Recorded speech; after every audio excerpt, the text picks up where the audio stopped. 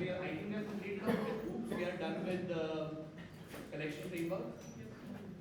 And if you have anything to ask in terms of hoops or collection framework, please shoot. कुछ पूछना है तो पूछो क्योंकि आज हम लोग थोड़ा प्रॉब्लम सॉल्विंग और ई-कोड स्टार्ट कर देंगे। कौन? See, I am taking things really slow because I want to keep you guys in pace. ठीक है? But मतलब आज के बाद से थोड़ा pace थोड़ा fast हो जाएगा in terms of problems. I also will be sharing a lot of problems with you in form of a doc. You will be solving those out. उसी technique और उसी series से related questions will be seeing in class as well. और class में will be majorly discussing on algorithms and I will be writing few code. Majority of the code would be written by you. ठीक है? I'll be explaining you stuff, but you will be writing your own code. I'll keep on explaining you stuff. ठीक है? और साथ में करेंगे हम लोग बहुत सारी चीजें. But I again need your basics to be a little strong. In terms of कि आपको basic चीजें आती हो, मुझे array से related चीजें समझने की बीच में जरूरत ना पड़े. ठीक है? And if you feel stuck, if you think कि मेरे से cope up नहीं हो पा रहा है, so do let me know. I will tell you where to approach and how to approach our things. But again, class में basic चीजें करना मेरे लिए थोड़ा सा possible नहीं हुआ. And हम लोग बहुत सारी चीजें डिस्कस करेंगे and again as I said it's going to be more of a discussion rather than me writing a lot of piece of code. तो हम लोग junk code नहीं लिखेंगे, ठीक है? मैं आपको बताऊंगा कि आप लोग इंटरव्यू में क्या करते हो और क्या एक्सपेक्टेड है, but will not be writing junk code is what I'm telling you, ठीक है? So if you have doubts, anything to ask in terms of hoops, in terms of collection framework, please shoot because फिर थोड़ा start करते हैं हम लोग. Abstract class and methods. Abstract classes, anybody? Abstract classes. Classes with abstract methods. Sir? Classes with abstract methods in it. Just abstract methods? Also A class which can contain both a concrete method and an abstract method wrapped inside a class is called as an abstract class. If a class does contain an abstract method, that class is explicitly needed to be marked abstract. An abstract method is different from interfaces in terms of कि interfaces में you only keep abstract methods. In abstract classes, essentially you can keep concrete methods, fine. If you want to keep something abstract, keep it fine. That's it. So आप classes के terms में अगर difference समझो तो classes में abstract method नहीं बनते. Interfaces के terms में देखो तो interfaces में concrete methods नहीं बनते. Abstract class is more of like an in-between situation where you can keep abstract methods cool. If you don't want to keep abstract method, you want to define a body that is there itself, cool, not a problem. That's abstract. Again, I told you one thing very clearly. It's a class. All the properties that you see in a class is done here as well. You will find constructors here. You will find getters and setters here. You will find objects here. You will find reference variables here. You will find everything that you see in a class. सारी चीजें यहाँ पे भी होगी. Again, at the end, it's a class. Though it's an abstract class, cool, but again, it's a class. तो उसके constructor भी बनेंगे, इसका ऑब्जेक्ट भी बनेगा, इसके रेफरेंस वेरिएबल्स भी बनेंगे, इसके डेटा सेटर्स भी बनेंगे, इसमें प्रॉपर्टीज डिफाइन करिए तो प्रॉपर्टीज भी डिफाइन कर सकते हैं. Everything that a class does is also done by an abstract class. The only difference is that it could contain abstract methods also and concrete methods also. So both are there. Any other questions? Nothing? Okay, cool. So collection framework पे थोड़ा फिर वापस आते हैं. So I showed you collection framework and specifically in terms of collection framework, I showed you that Java में if you want to do something like what you used to do in C++ in terms of STL, वही काम अगर आपको Java में करना है, so you could use collection framework. Collection framework में आपके पास there are few certain set of interfaces, few certain set of classes. और मैंने आपको इसके बारे में भी बहुत clearly बताया था कि you have a situation which you call it as downcasting if you might see. So if you look back in code, line number 7 is a good example of downcasting. So what you do is you have an interface called list, and again even if you just want to see collection framework real quick, so I'll show you collection framework. You can look down in collection. आप इसकी hierarchy को थोड़ा सा ध्यान में रखिएगा, and this is how your collection framework actually looks like. So this is your entire collection framework, and इसको जरा एक बार थोड़ा सा देख लेते हैं.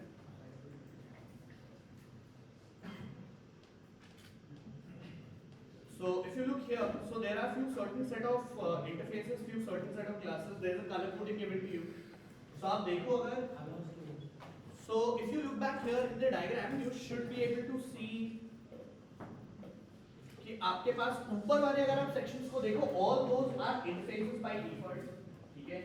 उन्हीं interface को implement करती हुई कुछ classes हैं, जहाँ पे हमारे पास majorly तीन interfaces आते हैं. एक आता है आपके पास list, एक आता है आपके पास queue और एक आता है आपके पास set. इसी में हम लोगों ने array list को देखा था. हम लोगों ने एक problem discuss किया था साथ में कि if I give you a problem and the problem goes something like this, that you are given with an array. आपको एक array दे रखा है. उस array में कुछ भी हो सकता है. आपके पास कुछ elements दे रखे थे array में. For example, this was given to you. एक आपको बोला गया कि your job was to delete 5 from the array. Or let's even forget about 5. I wanted to delete 4 from the array. मुझे array से 4 को delete करना था. How would I do that? So first try and understand the problem. आपको एक array दे रखा है. It's a normal array. Array contains few elements. आपको बोला गया कि इस array में से 4 को find करिए. अगर वो find होता है तो delete कर दो. आप search करने के लिए गए. You started your search. Let's say you performed linear search. You started from the first index. You found out that there does exist a 4. And then you start deleting that 4. How would you delete 4 from here? Shift. आपके पास और कोई option नहीं है. पहले आप ये समझिए कि इससे पहले तो 4 को डिलीट करना इम्पॉसिबल है. आप सोच कर देखिए, अगर मैं आपसे पूछूं कि आप इसमें से 4 को डिलीट कैसे करोगे, तो डिलीट करने का सिंपल सा सेंस पहले तो ये समझो, I am not trying to shrink my array. मैं एरे को श्रिंक करने की कोशिश नहीं कर रहा हूं. पहले तो ये समझो. Another thing, doing anything dynamic on an array is not possible. आप किसी array में dynamic operations नहीं कर सकते. Dynamic operations मतलब, if let's say later I wanted to insert 9 in the array, I can't do that because I don't have space. The only option that I am left off with is either I create a new array altogether. But the only option here is that I can't edit this up. अगर इसका length, अब थोड़ा ध्यान से सुनिएगा मैं क्या बोल रहा हूँ. अगर आपने define कर दिया कि इसका length 5 होगा, इसका लेंथ 5 ही होगा. ये ना तो कभी 6 बनेगा ना ही कभी 4 बनेगा. इसका लेंथ फिक्स्ड है. Again coming back to the problem, आपसे पूछा गया कि आप 4 को डिलीट कर दीजिए. तो डिलीट करने का मेरे पास एक ही ऑप्शन बचता है, वो ये कि the moment I find that element up, I start left shifting all the remaining elements. Meaning कि 4 उससे पहले वाले इंडेक्स की जगह ले लेगा, 2 उससे पहले वाले का, 5 उससे पहले वाले का, 3 उससे पहले वाले का. What I am trying to do is trying to do something like this. So यहाँ पे आ गया 1, यहाँ पे आ गया 2, यहाँ पे आ गया 5, यहाँ पे आ गया 3, और जहाँ पे आपने रखा था 3, अब यहाँ तो आप या तो माइनस कर दो या 0 कर दो. और आप यही बोल सकते हो कि अब मैंने 4 को डिलीट कर दिया, but actually did you delete 4? हमने एक्चुअली में उसको स्पेस से रिमूव नहीं किया. वो पहले भी 5 ही था, वो अभी भी 5 ही है. आपने ना शिफ्ट किया है उसको, आपने उसको लेफ्ट शिफ्ट किया है. But again it does look like कि 4 अब नहीं बचा. But if you look in terms of memory में मेरे पास कुछ फर्क नहीं पड़ा. वो एरे वैसे ही पहले भी इतना ही था, वो अभी भी इतना ही है. इसको कॉम्पेंसेट करने के लिए आपको जावा ने एक नई चीज दी है which is more dynamic as in terms of arrays, which you call it as an array list. Array list कुछ नहीं है. Array list is just a normal array, but उसमें वही सारी कैपेबिलिटीज आ जाती है जो एक नॉर्मल अरे में नहीं है, which is performing something dynamic. What do I mean is कि अगर आप अपने लिस्ट फ्रेमवर्क को देखें तो उसी लिस्ट फ्रेमवर्क में आपके पास एक क्लास आती है जिसको आप बोलते हो अरे लिस्ट. उसी अरे लिस्ट में आपको और भी बहुत सारे डेटा स्ट्रक्चर्स दिखेंगे, जैसे आपको लिंक लिस्ट दिखेगा, वेक्टर दिखेगा, स्टैक दिखेगा, राइट.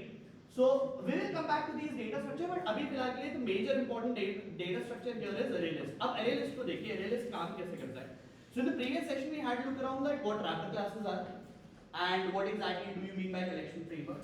फिर हम लोगों ने ये भी बात करी थी that if you do want to create an object for an array list, either you create an object normally like you do. For example, if you look back on line 6, so you are using the name of the class called array list, creating a type of an array list of again integer, capital I integer. You are not supposed to write here something like this. ये possible नहीं है. और आपका कोई भी collection framework की कोई भी क्लास प्रिमिटिव डेटा टाइप के एनीवेज वैसे भी काम नहीं करती। ये क्लासेस हैं, ये रैपर क्लासेस के लिए ही काम करते हैं। None of your primitive data types is supported here. If you do wanted to create a type, you will define that type in terms of wrapper classes. आपको wrapper classes के terms में इसको define करना पड़ेगा. So what I am doing is I am creating an array list of type integer, again capital I integer, which is a class. Again, even if you hover over this, you should be able to see that your integer is a class. It's not a primitive data type. It's a class. And then you're creating an object using the constructor of the same class, and you're creating an object. The other way around is also very much possible to do. You are creating, again, look back, if you go back on the basics, downcasting, where you're trying to create the object of the parent by defining the constructor of the child. Now look back on the hierarchy. So list is a parent, and you are creating the object of the parent by using the constructor of the child. So what you did is use the constructor of array list, use the reference variable of the parent, which is your list, awesome, and then you are saying that hey, what I did is created an object of array list. अब देखो पहले तो point ये समझाओ, मैंने तो आपको डाउनकास्टिंग में ये पढ़ाया था कि ऑब्जेक्ट किसका बनता है, पेरेंट का, बट यहाँ पे मैं सिचुएशन उल्टा बोल रहा हूँ, ऐसे क्यों? इंटरफेस है ना वो। आप पहले इस डाउट को अपने दिमाग से पहले ये क्लियर करो कि how is the slide exactly downcasted. Downcasting में मैंने आपको क्या पढ़ाया है, मैंने कहा आप डाउनकास्टिंग करेंगे तो ऑब्जेक्ट चाइल्ड का नहीं बनेगा, चाइल्ड के पेरेंट का बनेगा, जो भी पेरेंट क्लास होगी उसका ऑब्जेक्ट बनेगा। बट मैं यहाँ पे एरे लिस्ट का ऑब्जेक्ट बना रहा हूँ by using the reference of the parent. How is that possible? ये कैसे possible है? हाँ? Why downcasting? हाँ मैं वही कह रहा हूँ ना, डाउनकास्टिंग में again if you go back on notes मैंने आपको बताया ना पेरेंट का ऑब्जेक्ट बनता है, तो मुझे लिस्ट का थोड़ी ऑब्जेक्ट बनाना है, मुझे तो एरे लिस्ट का ऑब्जेक्ट बनाना था, चाइल्ड क्लास का ऑब्जेक्ट बनाना था। How am I using downcasting here and saying that I have created the object of the child? Sir, अरे भाई रुक जा रही है। हाँ तो मैं वही कह रहा हूँ पेरेंट का ऑब्जेक्ट थोड़ी बनाना है, तो कहाँ पेरेंट लिस्ट का ऑब्जेक्ट बनाना है, तो डाउनकास्टिंग से मैं चाइल्ड का ऑब्जेक्ट कैसे बना रहा हूँ यहाँ? This is not अपकास्टिंग।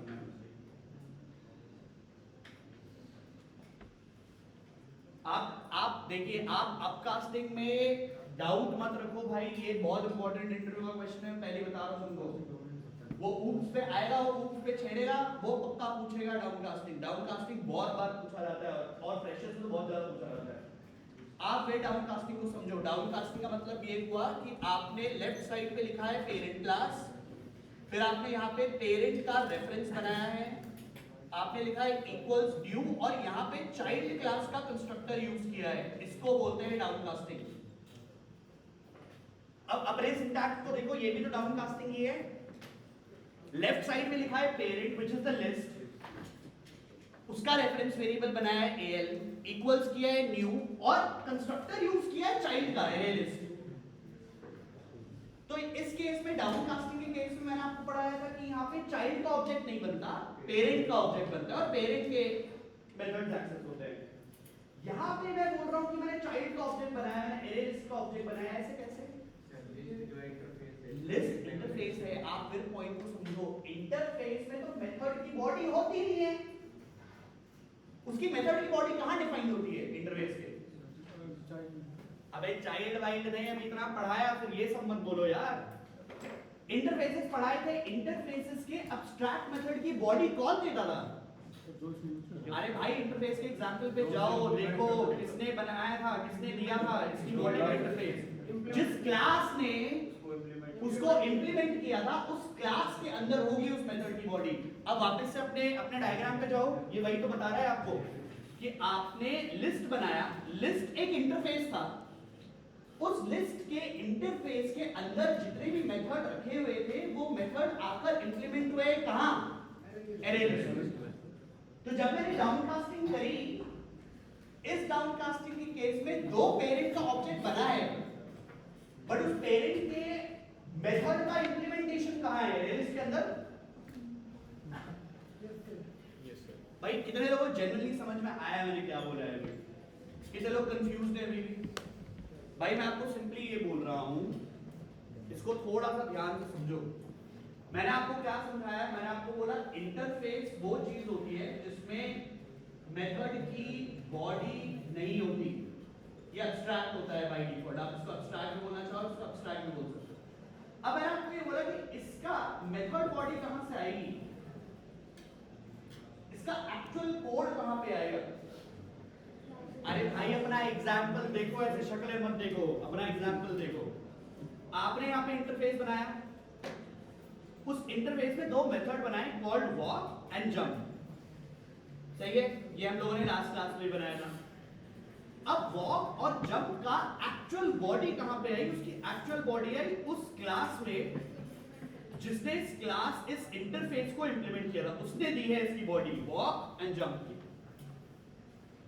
Actual method कहां बना है? क्लास में बना है, उसने इंटरफेस को इंप्लीमेंट किया है। तो अब वापस आओ और मैं आपको कह रहा हूं, ध्यान से सुनना। अब मैंने आपको क्या कहा? मैं अपने कोड में जब वापस आया, ध्यान से देखिएगा, लिस्ट एक इंटरफेस था, आपने ऑब्जेक्ट बनाया लिस्ट का, लेकिन किस तरीके से बनाया? कंस्ट्रक्टर किसका यूज हुआ है वो देखो, एरे लिस्ट।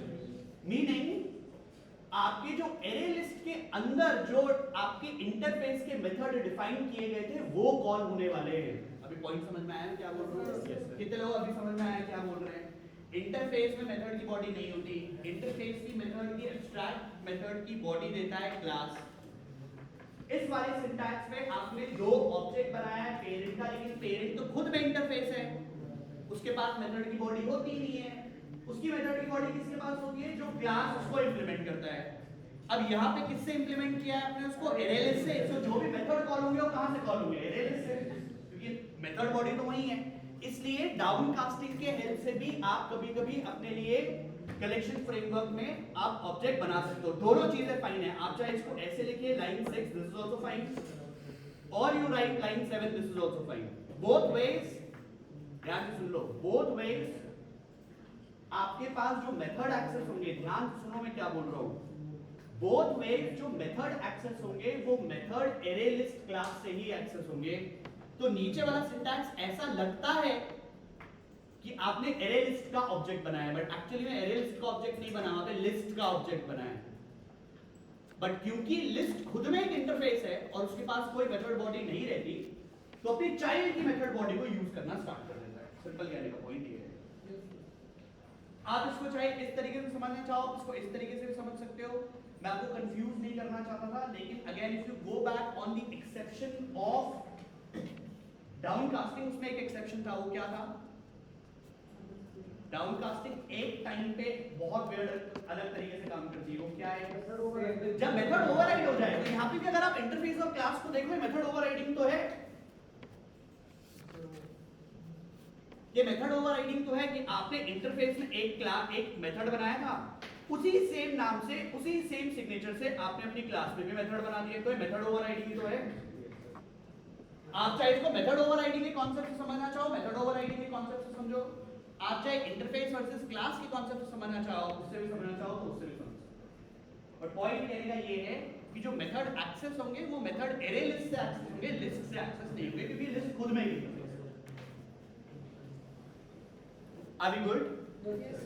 Awesome. अब इसी में मैं आपको कुछ चीजें दिखाता हूँ स्पेसिफिकली एरे लिस्ट के साथ, और एरे लिस्ट के साथ साथ मैं आपको फिर एक चीज और कराऊंगा, which is अभी देखते हैं इसको थोड़ी देर में। मैं आपको कुछ मेथड्स दिखा रहा हूँ, इसको प्लीज थोड़ा सा केयरफुली देखिएगा, बिकॉज आप अपने कोड में एरे लिस्ट स्पेसिफिकली जब मैं लीड कोड स्टार्ट कर दूंगा, आपको बहुत सारे, मैं आपको आज ही एक दो प्रॉब्लम्स तो ऐसी दिखाऊंगा जिसमें आपको खुद समझ में आ जाएगा कि हाँ यार एरे लिस्ट चीज तो बढ़िया है। ठीक है, इसको थोड़ा ध्यान से देखिएगा, मेथड्स याद रखिएगा। अच्छा एक चीज और, अरे लड़के एक चीज का ध्यान रखिएगा, अगर आप फैन कंपनी में इंटरव्यू दे रहे हो या किसी प्रोडक्ट बेस्ड कंपनी में इंटरव्यू दे रहे हो, फर्स्ट थिंग फर्स्ट, आप लोगों के साथ जो मेरे YouTube वाली वीडियो शेयर करी हुई उसमें भी आपको उन्होंने बता ही दिया होगा, कोई भी प्रोडक्ट बेस्ड कंपनी आपके कंपाइलर पे एग्जाम नहीं लेती। वो डॉक पे एग्जाम लेगी आपका, वो आपके साथ एक गूगल डॉक शेयर कर देगी, जो भी इंटरव्यूअर होगा वो आपसे एक गूगल डॉक शेयर करेगा, और जब एक्चुअली ये कोड लिखो गूगल डॉक पे लिख रहे होगे, कंपाइलर पे नहीं लिख रहे होगे, इस बात का भी ध्यान रखिएगा। यहाँ पे तो इंटेलिजेंस आपको बता देता है कि मेथड कौन कौन से हैं, ये मेथड्स आपको याद रखने पड़ेंगे जब आप लोग एक्चुअली कोडिंग करोगे, जब आप इंटरव्यूज में बैठोगे तो मेथड्स आपके दिमाग में होने चाहिए। इसलिए मैंने कहा था कि आप अपनी लैंग्वेज वही सेलेक्ट करिएगा जिसमें आप सबसे ज़्यादा कंफर्टेबल है। I don't want to make you out of your comfort zone. If you feel comfortable on Java, stick to Java. If you feel comfortable on C++, stick to C++. I don't mind. But फिर वही है कि interview में जाके method मत भूल जाना कि कौन सा मेथड क्या करता है, ठीक है? Have a look here. आपके पास कुछ कॉमनली यूज मेथड है आपके array list में, जिसको मैं आपको थोड़ा सा दिखा देता हूँ। So if you look back here, first thing first, आपको पहले तो ये समझना पड़ेगा कि आपका कलेक्शन फ्रेमवर्क बहुत अलग तरीके से काम करता है यहाँ, ठीक है? मैं आपको दो चीजें दिखा रहा हूँ, दोनों इंपॉर्टेंट हैं, दोनों को प्लीज ध्यान से देखिएगा, बिकॉज आई एम 120% श्योर आधे लोग कंफ्यूज हो जाएंगे यहाँ पे। ध्यान से देखिए इसको। As I said, it's an iteratable, it's a completely dynamic array जहाँ पे आप dynamic operations कर सकते हो on runtime, makes a lot of sense. आप जैसे ही अब I'm gonna stick to one object here, let's call it AL. अब इसी में इंसर्शन के लिए आपके पास एक मेथड आता है कॉल्ड ऐड। अब ध्यान से जरा एक बात को और सुनिएगा, ये कॉमन लिस्ट इंटरफेस से आता है। यही ऐड मेथड आपको लिंक लिस्ट में देखने के लिए भी मिलेगा, वेक्टर में देखने के लिए भी मिलेगा, और स्टैक में देखने के लिए भी मिलेगा। आपको पॉइंट समझ आ रहा है क्या बोल रहा हूँ? जो डायग्राम मैंने आपको दिखाया उसमें बहुत सारी क्लासेस थी जो कॉमन इंटरफेस को इंप्लीमेंट करती थी। कौन सी इंटरफेस था वो? एरे लिस्ट किस इंटरफेस का पार्ट है? लिस्ट। तो लिस्ट में ऐड मेथड जो आपने बनाया होगा, जो एब्स्ट्रैक्ट मेथड रहा होगा, उसकी मल्टीपल इंप्लीमेंटेशन है मल्टीपल क्लासेस में। यही ऐड मेथड आपको लिंक लिस्ट में देखने के लिए भी मिलेगा, स्टैक में देखने के लिए मिलेगा, और सेट में देखने के लिए भी मिलेगा। ये ऐड मेथड कुछ नहीं करता, ये इंसर्ट करता है किसी ऑब्जेक्ट को उस क्लास में या उस लिस्ट में, अगर आप लिस्ट के बारे में बात करें तो ये ऐड क्या करेगा, ये आपसे एक इंटीजर वैल्यू लेगा और उसको ऐड कर देगा आपके लिस्ट में, ठीक? अब यही समझने वाला पॉइंट ये नहीं है, समझने वाला पॉइंट ये है कि आप जब इस एरे लिस्ट को प्रिंट करते हो ना, मैं आपको दो चीजें दिखा रहा हूं, कंफ्यूज नहीं होएगा, ध्यान से देखिएगा। पहले इसको हम बाद में प्रिंट करेंगे, पर हम लोगों ने लास्ट क्लास में एक बात करी थी कि अगर आपने कोई ऑब्जेक्ट बनाया है, फॉर एग्जांपल मैंने कलेक्शन फ्रेमवर्क एग्जाम, जो कलेक्शन एग्जाम्पल नाम से जो हम लोगों ने क्लास बनाई है, मैंने अगर उसका ऑब्जेक्ट बनाया और नीचे आके मैं उस ऑब्जेक्ट को प्रिंट करूं तो मेरे को आउटपुट क्या देगा?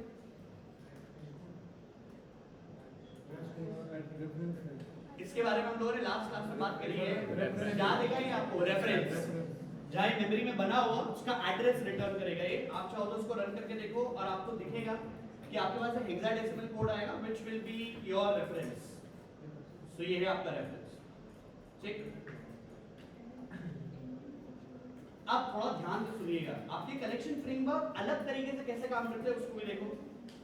यहां पे अगर आप देखो तो AL खुद में एक ऑब्जेक्ट है, लेकिन जब आप उसको प्रिंट करते हो तो एक्चुअली में आपके पास आउटपुट क्या आना चाहिए था? अरे भाई आना क्या चाहिए था? अगर मैं जावा के सिंटैक्स से चलूं तो यहाँ पे रेफरेंस आना चाहिए था, लेकिन आप पहले ये देखिए कि आता क्या है, एक लिस्ट। अब इस लिस्ट के आउटपुट को थोड़ा ध्यान से देखिए, ये लिस्ट का आउटपुट थोड़ा अजीब है। कैसे अजीब है? एरे टाइप तो ठीक है, लेकिन ये आउटपुट वियर्ड क्यों है? आप अगर अपने एरे लिस्ट को देखो या लिस्ट इंटरफेस को इन जनरल अगर आप देखो तो उसमें आपको ये दिखेगा कि आपके पास एलिमेंट्स तो आते हैं। फॉर एग्जांपल यहाँ पे एलिमेंट 1 आएगा, एलिमेंट 2 आएगा, बहुत सारे एलिमेंट और आएंगे, लेकिन इसके आउटपुट को अगर आप थोड़ा ध्यान से देखो तो पहले आपको दिखेगा कि उसमें एक स्क्वायर ब्रैकेट है, और इसी स्क्वायर ब्रैकेट में आपके पास एलिमेंट्स कॉमा सेपरेटेड है। उसने आपको एक स्क्वायर ब्रैकेट बनाया, उसने कहा 100, 200, सही है? Yes sir. अब ध्यान से सुनिएगा इस वाले पॉइंट को। आपके कलेक्शन फ्रेमवर्क में लूप्स काम नहीं करते, और नहीं आपके पास यहाँ पे इंडेक्स आता है, ठीक? अब पॉइंट इज अगर मेरे को इसको ऐसे आउटपुट ना करके मेरे को इसको अगर ऐसे आउटपुट करना होता, कैसे, मुझे इसको ऐसा आउटपुट नहीं चाहिए मेरे को आउटपुट चाहिए 100 स्पेस 200, ऐसा आउटपुट चाहिए। तो क्या करूं? अब पॉइंट समझो, मेरे को इसके एलिमेंट्स को आइटरेट करना था। पॉइंट है कि इसमें लूप्स नहीं चलते, लेकिन मेरे को हर एक एलिमेंट को लूप करना था। मेरे पास प्रॉब्लम ये है, तो क्या करूंगा? या तो फॉर ईच लगा सकते हो for the people who already know for each, और जिनको फॉर ईच नहीं पता और एक्चुअली में जेन्युइनली इसको आइटरेट करना चाहते हैं, तो उसमें भी आपके पास कलेक्शन फ्रेमवर्क की एक चीज और आती है, which is called as iterator. मैं आपको जो दिखा रहा हूं, this is called as iterator. This iterator is used to iterate the elements of any collection framework. आपके पास कोई कलेक्शन फ्रेमवर्क है, उसके एलिमेंट्स को अगर आप आइटरेट करना चाहते हो, ऐसा आइटरेट होता है, उसको देखिए। अब अगेन डोंट गेट इनटू कि ये इंप्लीमेंट कैसे हुआ है, कैसे चल रहा है, क्या नहीं चल रहा है, इसके पीछे खुद में बहुत बड़ा लॉजिक है। आपको भी एडवांस जावा वाला सेक्शन पढ़ेंगे जहां पे आपको जावा एफएक्स या स्विंग्स वगैरह दिखाए जाएंगे, तो उस टाइम पे दिखाया जाता है कि क्या काम हो रहा है यहाँ पे। Again don't get into specifics, but ये देखो कि काम कैसे हो रहा है, उसको देखो बस, ठीक है। तो आपके पास यहाँ पे भी एक और इंटरफेस आता है। अगेन ध्यान रखना है, ये खुद में भी एक इंटरफेस है। इस इंटरफेस का नाम है आइटरेटर। अगेन ओवर करके देखोगे पता चलेगा ये भी एक इंटरफेस है, और इस इंटरफेस का ऑब्जेक्ट भी थोड़ा सा अलग बनता है। एक्चुअली में इंटरफेस का ऑब्जेक्ट नहीं बनता है, बनता आइटरेटर का ऑब्जेक्ट है, या जो जिस कलेक्शन फ्रेमवर्क पे आप काम कर रहे हो उसका ऑब्जेक्ट बनता है। बट बनता कैसे, पहले उसको देखते हैं। So how do you create an object for an iterator? Iterator के लिए आप ऑब्जेक्ट कैसे बनाते हैं उसको मिलेगा। आइटरेटर का ऑब्जेक्ट बनाने के लिए पहले आप आइटरेटर को कॉल करते हो और ये डिफाइन करते हो कि किस टाइप की वैल्यूज को आप आइटरेट करने वाले हो। आपके अरे लिस्ट में कैसी वैल्यूज है? इंटीजर है, तो ये आइटरेटर में कैसा बनेगा? Integer type. ठीक, आपको जो भी इसका नाम देना है आप बोल दो इसको आईटीआर, आइटरेटर। और राइट हैंड साइड थोड़ा ऑब्जर्व करिएगा, राइट हैंड साइड पे वो लिखा जाता है जिसको आइटरेट कर रहे हैं। हम किसको आइटरेट कर रहे हैं? अरे लिस्ट के ऑब्जेक्ट का नाम क्या है? तो हम यहाँ पे लिखेंगे al.iterator।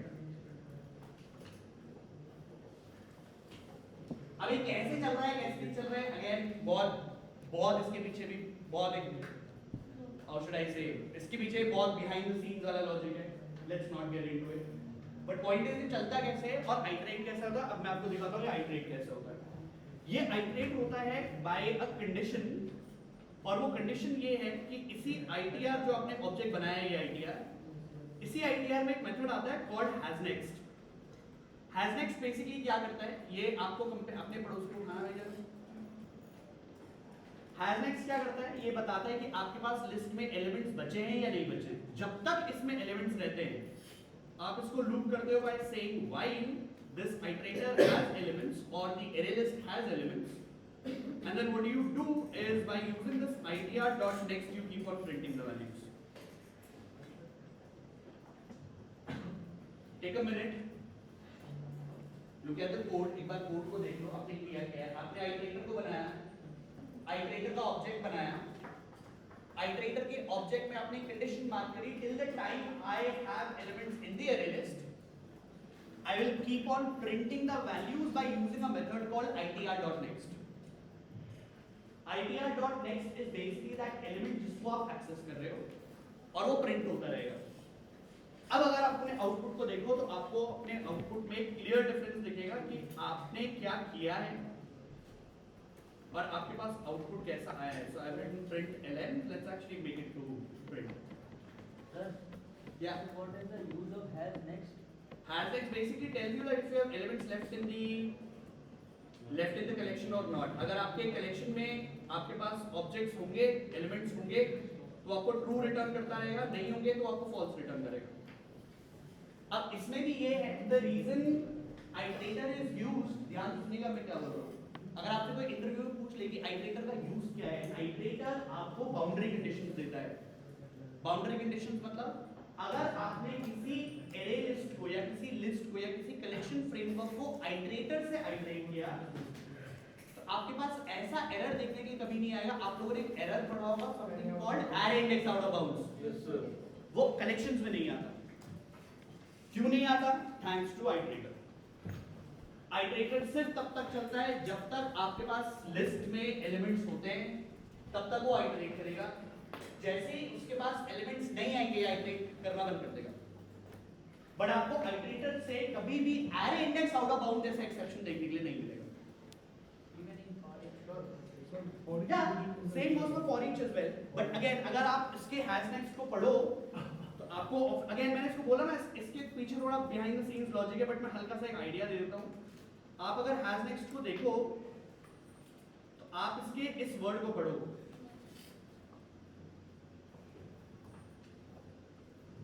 जो उसने आपको आपके ऑफिशियल डॉक्यूमेंटेशन में दिया है, जो मैंने हाईलाइट किया है, जरा उसको पढ़िए आप। पढ़ा? तो बेसिकली आपको ये कह रहा है, in other words returns true if next would return an element rather than actually throwing an exception।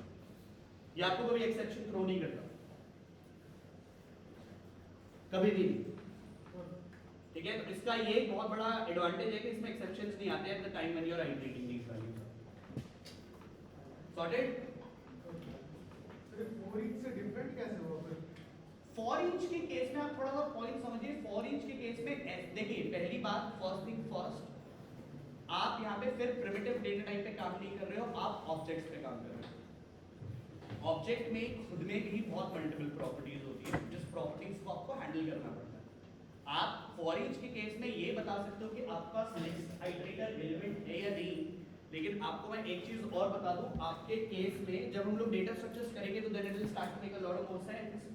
But आपने इसको भी पढ़ा होगा कहीं ना कहीं, जावा में स्पेसिफिकली, नल। आपका फॉर ईच नल हैंडल नहीं कर सकता, बट आपका आइटरेटर नल को भी एक्सेस करता है। फिर वापस से अगर आप फिर ऑफिशियल डॉक्यूमेंटेशन में जाओगे, वो बोल रहा है आपको, हाँ इससे इंडेक्सेस को एक्सेस कर सकते हैं हम? नहीं, आपको इसके लिए काउंट बनाना पड़ेगा। मतलब ये नॉर्मली फॉर ईच जैसा ही काम करता है। एग्जैक्टली, ये फॉर ईच ही है बट इनहैंस्ड है और कलेक्शंस के लिए ही बना है। या सर वो हम लोग array.size मेथड यूज करके फॉर लूप लगा के नहीं कर सकते? और फिर पॉइंट वही है कि इंडेक्स कहां से आएगा? एरेज में तो इंडेक्स होते हैं, तो आप लूप बनाते हो। सर वो एक मेथड है सर, array.get मेथड, उससे नहीं होगा? तो गेट में भी तो आपके पास दो गेट है, रिमूव में भी आपके पास दो रिमूव है, एक बेस्ड ऑन इंडेक्स चलता है, बेस्ड ऑन एलिमेंट चलता है। आप देख लो, मैं दिखा देता हूं बल्कि आपको, इसी में ना ओवरलोडेड मेथड्स भी है। फॉर एग्जांपल अगर आप यहाँ पे आओ तो आपको इसी AL में एक मेथड दिखेगा, if I am not mistaken that method is called as remove. इसमें दो ओवरलोडेड मेथड देखो रिमूव के, एक चलता है बेस्ड ऑन इंडेक्स, एक चलता है based on object. Same goes अगर आप गेट के बारे में भी बात करो तो गेट भी आपके पास दो तरीके से चलता है। So if you look back on get, hold up, आपके पास एक और वैल्यू आती है, if I am not mistaken, is that called as get? आप get index से भी करना चाहो तो कर सकते हो। फिर पॉइंट वही हो गया कि आपको इंडेक्स के लिए अलग से कोड बनाना पड़ेगा, राइट? सो अगेन मैंने हार्डली कभी ऐसा देखा है किसी डेवलपर को कि वो कलेक्शन फ्रेमवर्क यूज करो और कलेक्शन फ्रेमवर्क पे लूप कर रहा हो। लूप जनरली हम करते नहीं है, जो बनी बनाई क्लास पढ़ी है, ऑब्जेक्ट बनाओ, लूप करो एंड यू आर गुड। ठीक है, तो उसमें इतनी झंझट पालने वाला कुछ है नहीं अगर आप करना चाहो। But again coming back to the point कि आपके पास मेथड्स हैं, मेथड से आप एक्सेस कर सकते हो, इंसर्ट कर सकते हो। इसी में अगर आपको रिमूव करना हो तो मैंने जैसे आपको अभी थोड़ी देर पहले दिखाया, इसमें रिमूव नाम से भी एक मेथड है। So if you come down here and you से रिमूव, तो इसमें रिमूव दो तरीके से होते हैं, या तो आप अपना ऑब्जेक्ट पास कर दो, आप एलिमेंट बता दो कौन सा रिमूव करना है, या तो आप इसमें इंडेक्स बता दो कि किस इंडेक्स के बेसिस पे आपको उसको रिमूव करना है। तो इंटरनली खुद में भी इंडेक्स को मेंटेन करता है। अगर आप उसमें इंडेक्स पास करो तो इंडेक्स विल आल्सो गेट में भी यहाँ पे दो ओवरलोडेड मेथड है, इसका भी ध्यान रखिएगा। एक ओवरलोडेड मेथड है get where it passes object, और एक गेट मेथड है जिसमें आप इंटीजर इंडेक्स पास करते हो and it will do the job for you. ठीक है, अब जैसे कि हम लोगों ने बात करी थी कि अगर आप इसके साइज प्रोपोजिशन को देखें तो आपके पास एक मेथड आता है कॉल्ड साइज, जैसे सर बता रहे थे अभी। ये आपको बताता है कि आपके पास टोटल नंबर ऑफ एलिमेंट्स कितने हैं। इसको अगर आपको एरेज के टर्म्स में समझना हो, this is exactly like arr.length। तो ये आपको बताएगा कि इसमें टोटल नंबर ऑफ एलिमेंट्स कितने हैं, और ये एलिमेंट्स कैन, अगेन ध्यान से सुनिएगा, ये एरे लिस्ट है, the elements will change dynamically. जैसे जैसे आप इसमें इंसर्ट करते रहोगे इसका लेंथ चेंज होता रहेगा। For example if I insert one more element here and I से add, 300, and then I print this out back again, you should be able to see your size getting changed from 2 to 3. ठीक है? ऐसे ही आपके पास और भी methods हैं, जैसे मैंने आपको रिमूव दिखा दिया, ऐड दिखा दिया, साइज दिखा दिया, और भी मेथड्स हैं इसमें, जैसे फॉर इंस्टेंस इज एम्प्टी, ये आपको बता रहा है कि आपका कलेक्शन एम्प्टी है या नहीं। क्लियर? ये कलेक्शन को वहीं रखता है, एलिमेंट्स को उड़ा देता है। ठीक है? ऐड ऑल का मतलब होता है आपको एक कलेक्शन के एलिमेंट्स को दूसरे कलेक्शन में अगर आपको ऐड करना हो तो you can use this method called add all. वो आपसे कलेक्शन लेगा, उस कलेक्शन के एलिमेंट्स को आइटरेट करेगा और आपके कलेक्शन में उसको ऐड कर देगा। और ऐसे आपके पास बहुत सारे मेथड्स हैं। फॉर एग्जांपल यहाँ पे फॉर ईच भी है, ठीक? सेम वे आइटरेटर है, मैंने आपको आइटरेटर ऑलरेडी दिखा दिया है। इंडेक्स ऑफ, आप किसी एलिमेंट को पास करोगे वो आपको इंडेक्स देगा उस एलिमेंट का। For example if you look back here, आपके पास 100 was the first element, and as you might see here, what it does give you back is 0. It should give you a 0 back.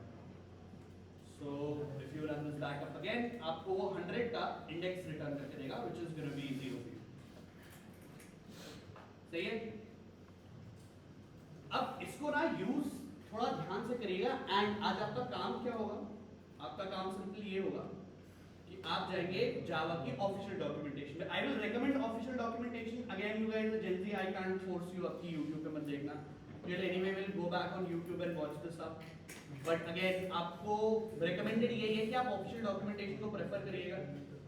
Only thing that you need to do is write the name of the class and just write Oracle in front of it. Oracle is the official documentation for Java. It's maintained by Oracle itself. आप इस पे जाओगे तो ये आपको चीजें बताएगा इसके बारे में।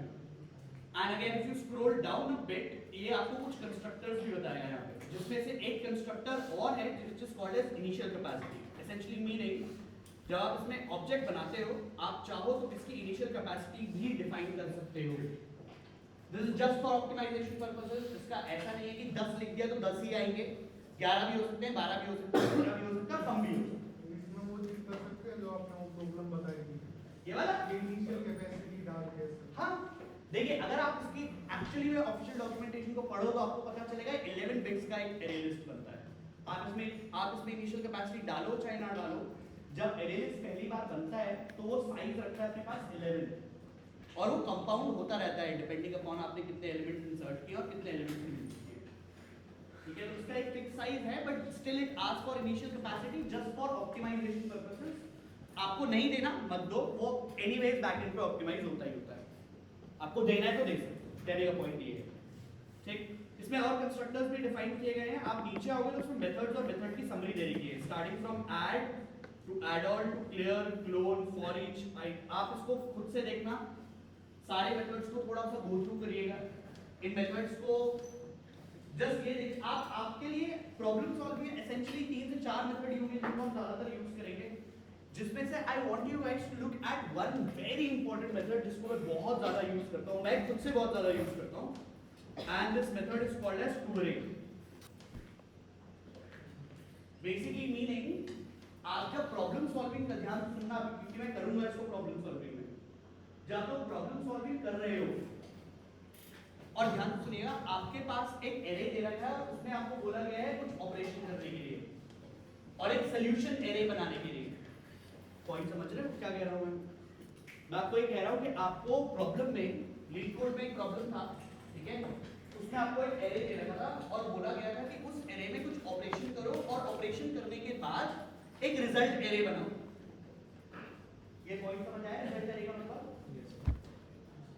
बोल दो। कहने का मतलब उसने आपको बोला कि लेट्स अज्यूम, उसने आपको बोला इन प्लेस ना करके आप इन सारे एलिमेंट्स में +10 करो, एक नया एरे बनाओ, और उस एरे में जो भी आपने +10 किया है वो +10 करने के बाद आप इसमें ये जो आपने नया एरे बनाया उस एरे को आपने रिटर्न करना है। अब बहुत बार ऐसा होगा, और मैं दिखाऊंगा अभी प्रॉब्लम्स जिसमें आपको यही नहीं पता चलेगा कि मेरे को सॉल्यूशन एरे का साइज क्या बनाना है।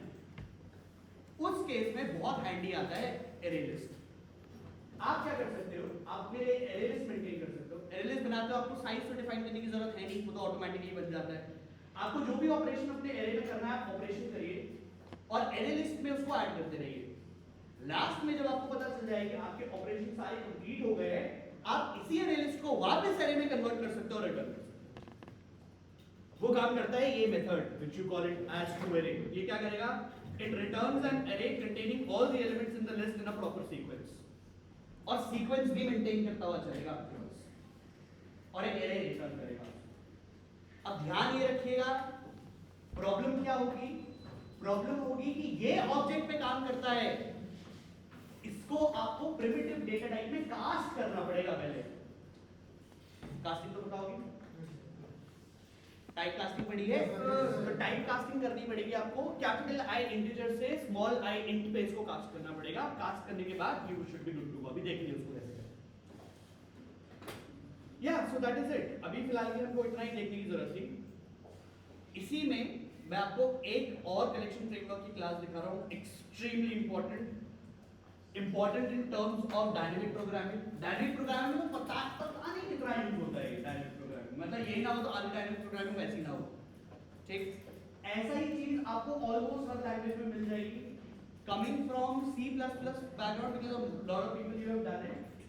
आपने अपने C++ में देखा हो अनऑर्डर्ड सेट या ऑर्डर्ड सेट, अगर आपने देखा हो, एग्जैक्ट उसी का रेप्लिकेशन आपके पास जावा में भी है, जिसको आप बोलते हो हैश मैप और मैप इंटरफेस इन जनरल। अगर आप हायरार्की को देखो कलेक्शन फ्रेमवर्क की, तो कलेक्शन फ्रेमवर्क में एक कलेक्शन फ्रेमवर्क और आता है, वो थोड़ा कलेक्शन फ्रेमवर्क से थोड़ा सा हटके, इसलिए उसको थोड़ा अलग तरीके से दिखाया जाता है। आप राइट हैंड साइड वाला सेक्शन देखिए, आपको एक तो लिस्ट, क्यूब और सेट तो दिख ही रहा होगा, उसी के साथ एक इंटरफेस और देंगे, there is a interface called map. उसी मैप इंटरफेस में आपके पास कुछ क्लासेस बनकर आती है, जैसे कि hash map, hash set and linked hash set, ऐसे करके आपके पास में 2-3 चीजें आती हैं। उसी में सॉर्टेड मैप और ट्री मैप भी आता है, but again that is like too big of an algorithms और data structures for you, specifically for an undergrad. But हमारे लिए एक जो सबसे ज्यादा इंपॉर्टेंट होगा data structure, that is going to be hash maps. तो what I am showing you is something which you call it as a hash map. Again ये खुद कलेक्शन फ्रेमवर्क का पार्ट है। And how do you build a hash map? Your hash maps also look something like the same way. आपने एक map बनाया equals new hash map and you do it. जैसा आपका array list बनता है वैसे ही बनता है। अब मैप में आपको एक चीज पहले समझने की जरूरत है, मैप करता क्या है। मैप एक बहुत इंपॉर्टेंट डेटा स्ट्रक्चर है। अगर आपने पाइथन पढ़ा हो तो पाइथन में आपके पास एक डेटा टाइप आता है, हाँ डेटा टाइप ही है वैसे वो, something which you call it as dictionary. अगर आप डिक्शनरी देखी होगी तो आपकी डिक्शनरी में की वैल्यू पेयर स्टोर होता है, यहाँ पे भी की वैल्यू पेयर ही स्टोर होगा। आपके पास एक की प्रोपोजिशन होगा, एक वैल्यू प्रोपोजिशन होगी, and again as you already discuss, Java is statically type language में टाइप डिफाइन करना पड़ता है। आपको इस की के लिए और वैल्यू के लिए भी आपको टाइप डिफाइन करने पड़ेंगे, एंड अगेन व्हेन आई से टाइप, आपको जो रैपर क्लासेस के तरीके से ही डिफाइन करना पड़ेगा। फॉर एग्जांपल, आपको एक नंबर को एक स्ट्रिंग में मैप करना था, so what would you do or how do you build a map? Is you will define the type of the key first, which in my case would be a integer. तो मैं इसको यहाँ पे लिखूंगा किस तरीके से, मैं हैश मैप बनाऊंगा of integer to string।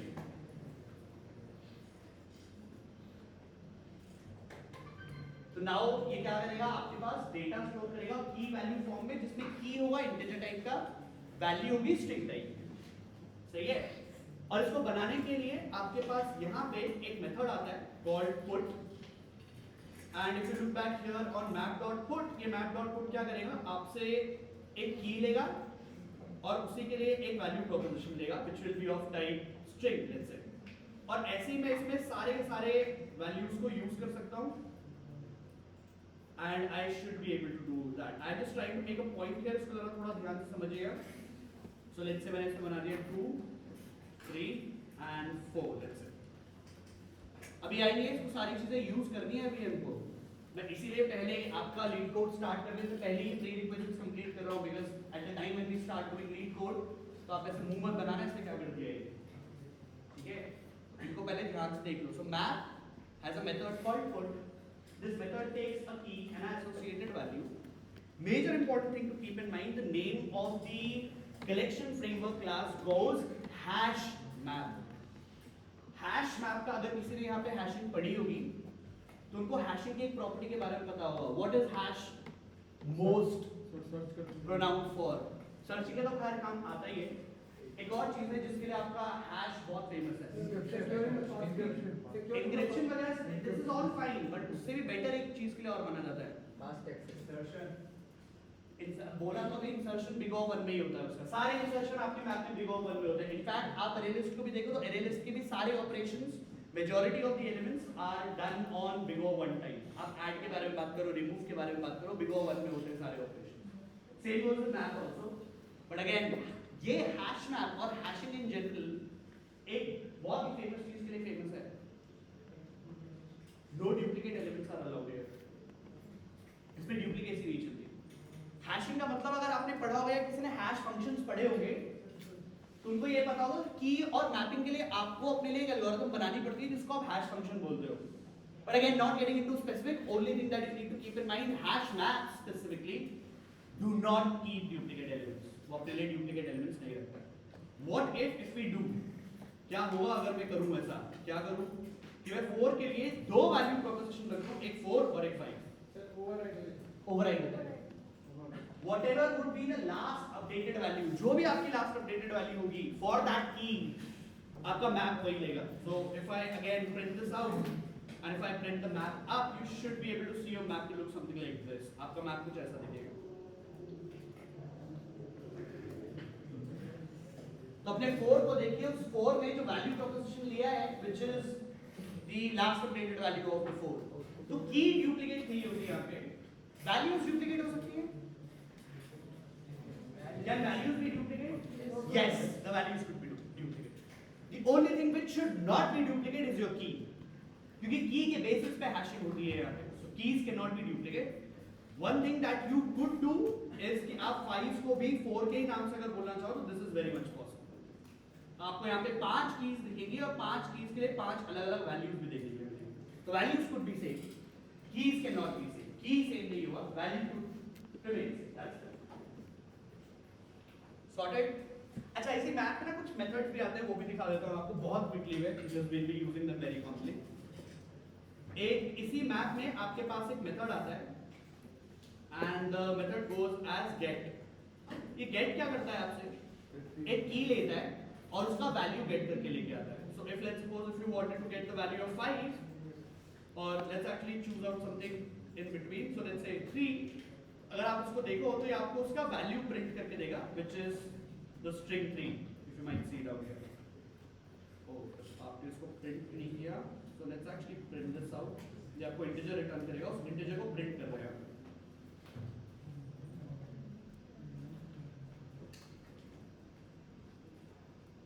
And if you look back here, you should see a 3 as an output. ठीक है?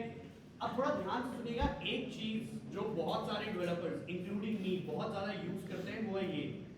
एक मेथड तो मैंने आपको दिखाया, क्या एक मेथड मैंने आपको दिखाया map.get3. इसी के साथ एक ऑलमोस्ट सेम तरीके से दिखने वाला मेथड और आता है जिसको हम बोलते हैं get और default. get और default क्या करता है, आपसे दो पैरामीटर्स देता है, एक जिसको आप get करना चाहते हो और दूसरा एक डिफॉल्ट वैल्यू. बेसिकली मीनिंग मैं यहाँ पे करना चाहता था map.get2 और मैं इसमें एक डिफॉल्ट वैल्यू प्रोवाइड कर रहा हूँ -1. अभी -1 पे आते हैं कि डिफॉल्ट वैल्यू -1 कैसे हुई, और -1 में नहीं, इसको हम बोलते हैं डिफॉल्ट वैल्यू.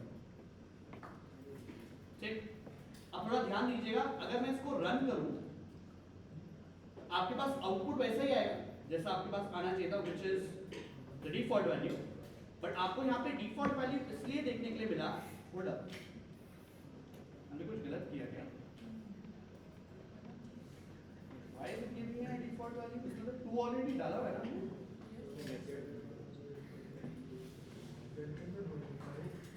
Hold up. मैं तो डिफॉल्ट को 0 पे डालता हूँ.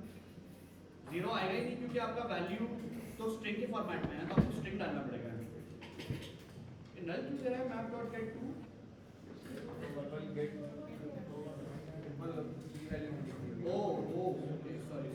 सॉरी. तो हमको यहाँ पे एक्चुअली भी करना चाहिए था 2 और इस 2 के साथ हमको डालनी चाहिए थी default value. So if that exist, थोड़ा ध्यान देना है यहाँ पे, if that exist it will take that value up.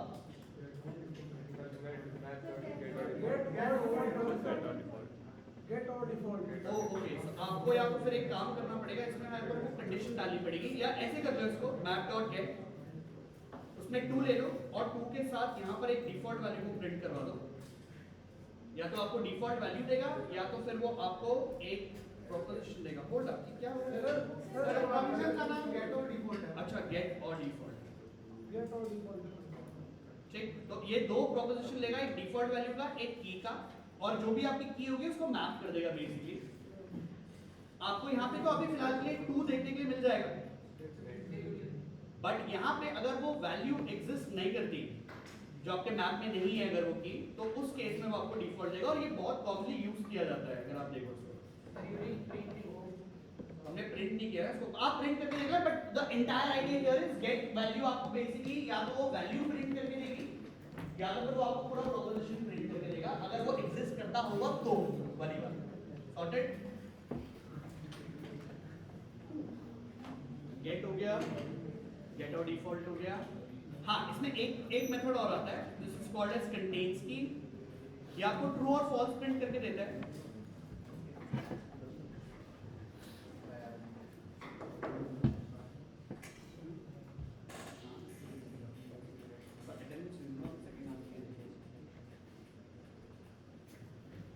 तो आप मैप डॉट कंटेन्स की को देखोगे, मैप डॉट कंटेन्स की आपको एक बूलियन वैल्यू रिप्रेजेंट करता है, उस बूलियन वैल्यू को देखो, ये आपको एक ट्रू वैल्यू रिप्रेजेंट करेगा if that exist in the data set. सही है? कुछ पूछना है तो प्लीज पूछो, इसके बाद अब हम लोग प्रॉब्लम सॉल्व करेंगे। Now things will get a little interesting. Contains का ध्यान रखिएगा, सॉरी कंटेन्स की का ध्यान रखिएगा। कंटेन्स की आपको बूलियन वैल्यू रिप्रेजेंट करता है। तो यू पास अ की, क्या हुआ? क्या हुआ? Are you okay? Sure? का? Because it doesn't seem to be. Contains की का ध्यान रखिएगा। कंटेन्स की आपसे की लेगा और रिटर्न करेगा either true or false. If that exists then true, if it doesn't exist then false. Get, देखो get basically आपको वैल्यू लाकर देगा, but if that key does not exist तो आपको एरर देगा या एक्सेप्शन देगा। Get और डिफॉल्ट बेसिकली एक्सेप्शन हैंडल करने के लिए है कि आपने अगर उसमें कोई की ऐसी पास करी which does not exist then it will take a default value। अब थोड़ा ध्यान ये रखिएगा, ये जो आप डिफॉल्ट वैल्यू लिख रहे हो, भाई सुन लो जरा एक बार, किसी से करोगे आप, मेरे को पक्का पता है, ये जो डिफॉल्ट वैल्यू आप रख रहे हो ना, ये इसके वैल्यू के टाइप से मैच होना चाहिए। ये अगर मैच नहीं हुआ वो आपको एरर देगा। आपने यहाँ पे जो अपना मैप बनाया था वो इंटीजर टू स्ट्रिंग बनाया था, आपकी जो डिफॉल्ट वैल्यू आई है वो भी स्ट्रिंग टाइप की है। If that value proposition would have been a integer तो वो आपको एरर देगा। मैं दिखा देता हूँ एक बार आप लोगों को। अगर ये मैप इंटीजर टू इंटीजर होता, अपने लाइन नंबर 17 को देखिए जरा, अगर ये इंटीजर टू इंटीजर होता तो आपको एरर देगा, वो बोलेगा डिफॉल्ट वैल्यू के नॉट बी अ स्ट्रिंग, वो स्ट्रिंग नहीं होगी, वो भी एक इंटीजर होगा। तो ध्यान ये रखिएगा कि जो आपने डिफॉल्ट वैल्यू हमें पास करनी है that matches your value type जो आपने मैप में डिफाइन किया है। Question any? Guys question?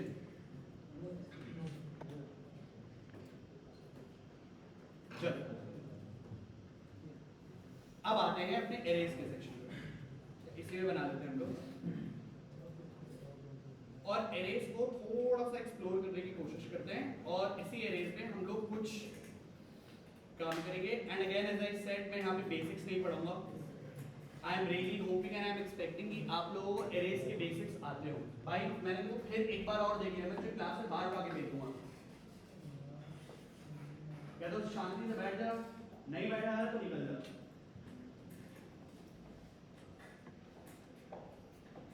चलो अब आते हैं एरेज वाले सेक्शन पे, एज आई सेड, है ना। पहले तो मैं आपको एरेज के बारे में ये बता देता हूँ, जैसे कि हम लोगों ने एक बात तो ऑलरेडी कर ली है, there are few pros few cons related to an array. Array के अगर आप प्रोस देखो तो एक प्रो जो बहुत सारे डेवलपर्स को बहुत पसंद है एरेज के बारे में, इंडेक्स वैल्यूज। एरेज में इंडेक्स मिल जाता है, so it sounds to be a little bit more easy to implement and easy to maintain and easy to write code, which is nice. But इसमें एक चीज जो हम लोगों ने already देखी है, which is not a good thing in an array, is that array stacking. Array stacking आपको समझ गया ना? कितने लोग समझ में आए that array is static? Static मतलब एक बार size बना दिया, तो size change नहीं होगा. Neither you can add elements nor remove elements at runtime. ये इसका एक कॉल है, which is fine. वो देखेंगे. ठीक. First thing first, मैं आपको कुछ syntaxes दिखा रहा हूँ, उनको देखिएगा. There are multiple ways of creating an array, and this is not just in Java. ये आप multiple other languages में अलग-अलग syntaxes से लिख सकते हो. But in general, if you talk about an array, there are three ways of defining it. First, where you, अब थोड़ा ये तो आपको पता ही होगा कि बनता कैसे है array, ठीक है? यहाँ पे मैं आपको दिखा देता हूँ. First thing first, a lot of people have a very weird habit, specifically if they're trying to switch from C++ to Java. वो बेसिकली ये करते हैं और इस तरीके से अपने लिए एक एरे बनाते हैं. फॉर एग्जांपल मैंने यहाँ पे कुछ एलिमेंट स्पेसिफाई कर दिए. मैंने कहा 10, 20, 30 एंड 40. अब देखिए ये syntactically this is all fine, ये आपको एरर नहीं देगा, agreed. But this is also not a right way of creating an अरे इन टर्म्स ऑफ जावा. अगर आप यहाँ पे देखो, ये आपको वार्निंग दे रहा है, वो वार्निंग पढ़िए जरा. वो कह रहा है सी स्टाइल का डिक्लेरेशन कर रहे हो आप, सी में होता है ऐसा डिक्लेरेशन. जावा में अगर आप बात करो, these square brackets are not put in front of the name, instead it goes in the type instead of the name. This is more correct way of doing it. ठीक है? ये एक वे है इसको डिक्लेयर करने का. इसके मल्टीपल और भी वेज हैं. एक वे और दिखा देता हूं जो सबसे ज्यादा यूज करने वाले हैं, which is to just define the size but not define the elements. ऊपर वाले सिंटैक्स में अगर आप देखो तो आपने साइज या लेंथ भी डिफाइन करा है और एलिमेंट्स भी डिफाइन करे. अदर वे अराउंड अगर आप देखो, you didn't define the elements but you define the size of the array. Size से ये भी आपको पता ही होगा, बट अगेन मेकिंग अ डर सिचुएशन हियर, कि अगर आपका इंडेक्स के बारे में अगर मैं बात करूं, तो आपका इंडेक्स स्टार्ट होता है 0 से और जाता है n-1 तक. मीनिंग इसके केस में आपके पास जो पॉसिबल इंडेक्स बनेंगे वो बनेंगे 0, 1, 2, 3 एंड 4. ठीक है, ये भी आपको पता ही था, बट अगेन जस्ट एक्सप्लेन. इसी के अराउंड एक और तरीका है एरे को बनाने का, और वो तरीका है कुछ ये.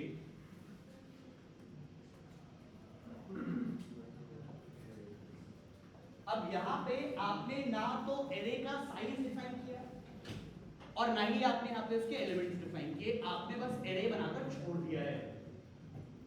इसको बाद में आके यूटिलाइज करना चाहो तो कर सकते हो. What do I mean? All I mean is I would have done it something like this as well. मैं बाद में डिफाइन कर सकता हूँ, which is fine. But I can also create an array which do not have a size and do not have a element in it. तो तीनों declaration possible है. ठीक है, सॉर्टेड है. एक चीज और, अगेन मैं थोड़ा सा एक्सप्लिसिटली बोल रहा हूं इसको, because I don't want to go back and repeat this stuff again. हम लोग मोस्टली इस कॉमन लॉजिक पे स्टिक करेंगे, कॉमन डिनोशन पे स्टिक करेंगे, that we would have an array where we have size defined but not elements. Again just testing your old logic. What will happen if I try to print ARR of 0? मैं बड़ा मारूंगा जिसने address बोला है. ARR of 0 बोल रहा हूँ. ARR of 0 क्या देगा आपको? 0. कहाँ पढ़ा? Default value. आपने इंटीजर टाइप का बनाया है अपना एरे. अगर आप पूरे एरे को प्रिंट करके देखो, for instance if you look back here and you create a loop starting from index 0 to index n, or I should say n-1, and you try to print each ARR of I.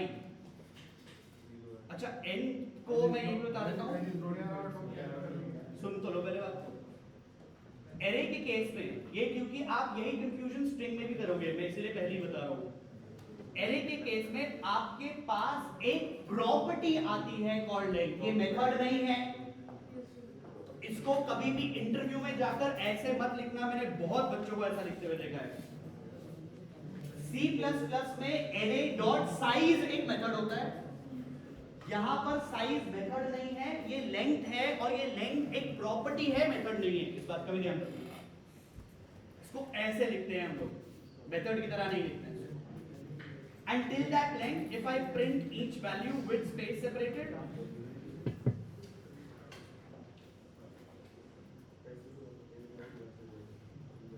आप अपने elements को देखो जरा पहले।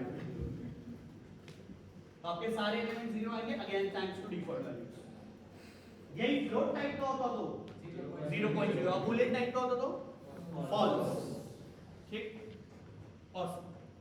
ये तो हुआ basics जो आप लोग ऑलरेडी पढ़ गए। अब एरेज में दो सेक्शंस ऐसे हैं जिसमें से तो मैं आई जस्ट कांट एम्फसाइज कि मैंने मतलब अपर लेवल के क्वेश्चंस, हार्ड प्रॉब्लम्स मैं भी दिखाऊंगा। एक दो हार्ड प्रॉब्लम्स तो ऐसे दिखा दूंगा मैं आज आपको, पूरा सॉल्व तो नहीं कर पाएंगे, but even you will have to put your own efforts. में कुछ एक दो हार्ड प्रॉब्लम्स तो ऐसे ही दिखा दूंगा। आप जब एरेज पे आते हो ना, एरेज के केस में आपके पास दो टॉपिक्स हैं जिनको अब देखो। फर्स्ट थिंग फर्स्ट, इंटरव्यू के लिए एक जनरल प्रिपरेशन इज डिफरेंट, और आप अगर किसी एक्चुअल कंपनी को टारगेट कर रहे हो, for example you are looking for intern role at Google, उसकी प्रिपरेशन बहुत अलग तरीके से होगी as compared to that of the other preparations that you. मैं आपको बहुत जनरल प्रिपरेशन कराऊंगा, I am not targeting any specific company here, ठीक है। तो मैं ऑलमोस्ट सारे वही क्वेश्चन उठाऊंगा जो कंपनी में पूछे हुए क्वेश्चन हैं, ठीक। आप अगर किसी स्पेसिफिक कंपनी के लिए टारगेट कर रहे हो, then you will have a different set of problems that you will be solving, because there are few data structures जो कुछ कंपनीज बहुत ज्यादा पूछती हैं और कुछ कंपनीज पूछती नहीं है। फॉर एग्जांपल अगर आप मेटा के लिए जॉब में अप्लाई कर रहे हो, वो आपसे डीपी और ग्राफ तो पूछेंगे ही पूछेंगे, चाहे आपको आता हो चाहे ना आता हो। वो पूछेंगे भी नहीं आपको ग्राफ आता है नहीं आता, वो सीधा डायरेक्ट क्वेश्चन दे देगा, क्योंकि पूरी नेटवर्किंग की कंपनी, उनका डे बाय डे ग्राफ पे काम चलता है। गूगल को अगर आप देखो, गूगल बेसिकली आपसे लिंक लिस्ट, एरेज और 2D एरेज इंक्लूडिंग डीपी बहुत ज्यादा पूछता है। आपको प्रिपरेशन उस हिसाब से करनी पड़ेगी। एरेज एक खुद में एक ऐसा सेक्शन है जिसमें आपको पहले तो इसी में टाइम लग जाएगा, प्रॉब्लम ही आइडेंटिफाई नहीं हुआ है किस चीज का प्रॉब्लम है, ये स्ट्रिंग्स का प्रॉब्लम है या डीपी का प्रॉब्लम है या ग्राफ का प्रॉब्लम है या 2D मैट्रिक्स का प्रॉब्लम है, आपको पहले यही समझ में नहीं आएगा। एरेज वाले सेक्शन में मैं आपको टेक्निक्स के बेसिस पे आपको प्रॉब्लम्स कराऊंगा। उन्हीं टेक्निक्स को आपको आइडेंटिफाई कैसे करना है वो आइडेंटिफाई मैं करवाऊंगा। आपको बस ध्यान में ये रखना है कि the moment spend good time on reading the problem. ठीक, आप जैसे ही प्रॉब्लम को पढ़ते हो, आपने एक कोट भी सुना होगा, if you understand the problem the half of the solution of the problem is already done. Same goes for competitive coding also. अगर आपने प्रॉब्लम पढ़ लिया, समझ में आ गया और ये आइडेंटिफाई हो गया किस चीज का प्रॉब्लम पूछा है, कोड लिखना will not be a big task for you. ठीक, पहले तो एरेज में से अगर आप एरे वाले सेक्शन को देखो, एरेज में दो ऐसे सेक्शंस हैं जिसमें से बहुत ज्यादा बहुत ही ज्यादा प्रॉब्लम्स आते हैं, और वो दो टॉपिक्स शायद आप लोगों ने पढ़े भी होंगे पहले या नहीं पढ़े, I am not sure, but एक चीज आती है आपके पास which you call it as subarray, और एक चीज आपके पास और आती है which you call it as subsequence. अब सब सीक्वेंस में खुद में डीपी के इतने प्रॉब्लम्स हैं कि आई कांट टेल यू, मतलब सब सीक्वेंस के प्रॉब्लम्स ही प्रॉब्लम्स हैं। सेम गोस विद सब एरेज एज वेल, सब एरेज के भी प्रॉब्लम्स ही प्रॉब्लम्स आते हैं। ठीक, will be starting of with सब एरेज फर्स्ट। पहले हम लोग सब एरेज को उठाएंगे, सब एरेज को थोड़ा सा एक्सप्लोर करके और इसको एक्सप्लोर करके देखेंगे कि सब एरेज दिखते कैसे हैं और उनकी प्रॉब्लम्स को एक्चुअली में टैकल किया कैसे जाता है। ठीक है, अगेन एज आई सेड, आप टेक्निक पे ज्यादा फोकस रखिएगा, लॉजिक बिल्डिंग पे ज्यादा फोकस रखिएगा। Code is not going to be an issue for you, I am telling you before that. आधे टाइम आपको लॉजिक ही समझ नहीं आएगा, and as I already told you, आपको अगर परमात्मा आके पढ़ा ले डीएसए, आपको तब भी समझ नहीं आएगा until and unless you do not have a pen and paper in hand। आप कुछ भी कर लो, कुछ भी कर लो, आपको अगर पेन पेपर पे प्रॉब्लम सॉल्व करना नहीं आता, आप लॉजिक नहीं बना पाओगे। मैं पहले ही बता रहा हूँ, डे 1 पे बता दिया मैंने आपको। Always have a habit of keeping a pen and paper in hand, and the moment you read the problem, write that problem down with examples। आप जैसे उसको एग्जाम्पल में बाइफरकेट करना स्टार्ट करोगे, आपको खुद पैटर्न दिखना स्टार्ट हो जाएगा और आपके लॉजिक खुद समझ में आ जाएगा कि ओ इसमें ये करना है। ठीक, अब आते हैं सबसे पहले प्रॉब्लम पे और उस पहले प्रॉब्लम से भी पहले मैं आपको एरेज का एक बहुत क्विक सब एरेज का एक बहुत क्विक इंट्रो दे दूं। Anybody subarrays, how do you define a subarray to be? Sequence of zeros. Okay, so one thing that I could understand just by the name, it goes with sub-array. Basically, it's a meaning, it's a part of an array. ये एक array का part है. अब इस part में आपके पास दो constraints हैं. पहला क्या? Contiguous होना चाहिए. For example, let's come back to the same array. इसी array का example. हमने कहा 11, 12, 15, 13 and 10. ये आपके पास एक array है. अब ध्यान से पहले तो ये समझिए कि I can say that 12, 15, 13 is a subarray. Agreed. ठीक है? But when I say that 11, 13 and 10 is a subarray, आप बीच में एलिमेंट स्किप नहीं कर सकते. First condition. Second condition, और ये ज़्यादा important है. I can say कि 15, 13 and 10 is a valid subarray. But 10, 15 and 13 is a valid subarray? No. आप किसी given index से अगर आप subarray निकाल रहे हो, आप उस given index से पीछे नहीं जा सकते. Meaning, if I have a subarray starting from 12, तो मैं ये लिख सकता हूँ कि 12, 15, 13 is a valid subarray. Agreed. Contiguous है और एक ही sequence में आते हैं. But reverse की ये बोलूँ मैं 13, 15 और 12 एक valid subarray है नहीं. ये valid subarray. सही है? Sorted? Okay. इसी प्रॉब्लम को लेते हैं and you tell me,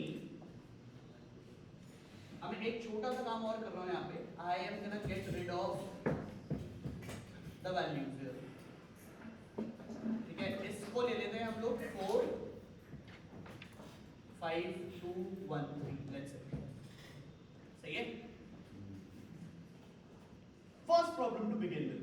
ये तो बहुत ही beginner level problem है, आपने किया भी होगा. What I wanted to do is I wanted to print all the subarrays of the given array. मुझे इस subarray के सारे इस array के सारे subarrays को print करना था. Okay? ठीक है? How should I do that? अरे brute force अभी आराम से आते हैं. लॉजिक के बारे में तो डिस्कशन ही नहीं किया. अभी तो कोड लिख ही नहीं रहे हैं, वो छोड़ दो.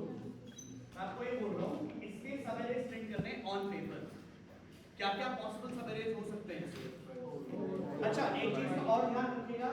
सबएरेज में दो चीजें आपको बहुत क्लियरली बता देता हूँ. A element is a valid subarray and the entire array itself is also a valid subarray. ठीक है ना? एक इंडिविजुअल एलिमेंट भी सबएरे है और पूरा एरे खुद में भी सबएरे है. ठीक है? तो क्या क्या सबएरेज हो सकते हैं इसके? 4, 5, 4, 5, 2,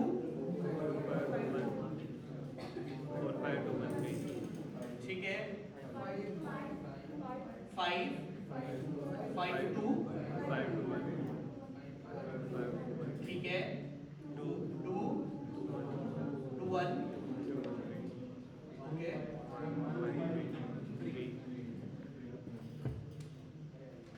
ठीक है? Take a moment, look at the board.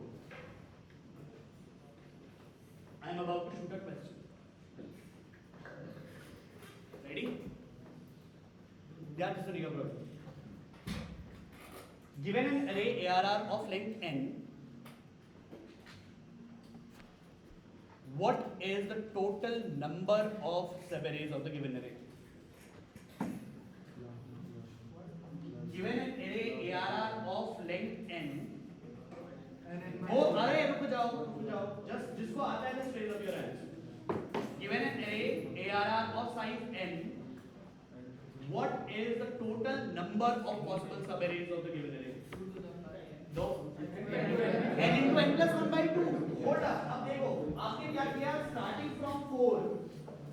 कितने possible subarrays आए? 5. Starting from 5. 4. 3, 2, 1. ये क्या है? सम ऑफ n नेचुरल नंबर्स। ठीक, अगर यही प्रॉब्लम अगर आपसे पूछ लिया जाए, इसमें एक्चुअली में बैठ के सारे सब एरेज निकालने की जरूरत नहीं है और हर किसी को काउंट करने की जरूरत भी नहीं है। ध्यान ये रखिएगा, पॉसिबल सब एरेज जो बन सकते हैं किसी गिवन एरे के, वो sum of n natural numbers ही होगा, डिफाइन जो भी आपको n length of the array दे रखा हो। ठीक, अब मुझे इसी के लिए कोड लिखना था। क्या कर सकते हैं, how should I right code? दो लूप बनाने पड़ेंगे, ठीक है। So first let's talk about in terms of the loop. पहले मैं किसी के कोड को चेंज कर रहा हूं। फर्स्ट थिंग फर्स्ट, आप लोगों ने बेसिक जावा पढ़ा है, बेसिक एरे पढ़ा है। I am writing a very short piece of code. आप पहले इसको देखिएगा कि आपको एक कोड समझ में आ रहा है या नहीं आ रहा हो तो समझा देंगे, ठीक है।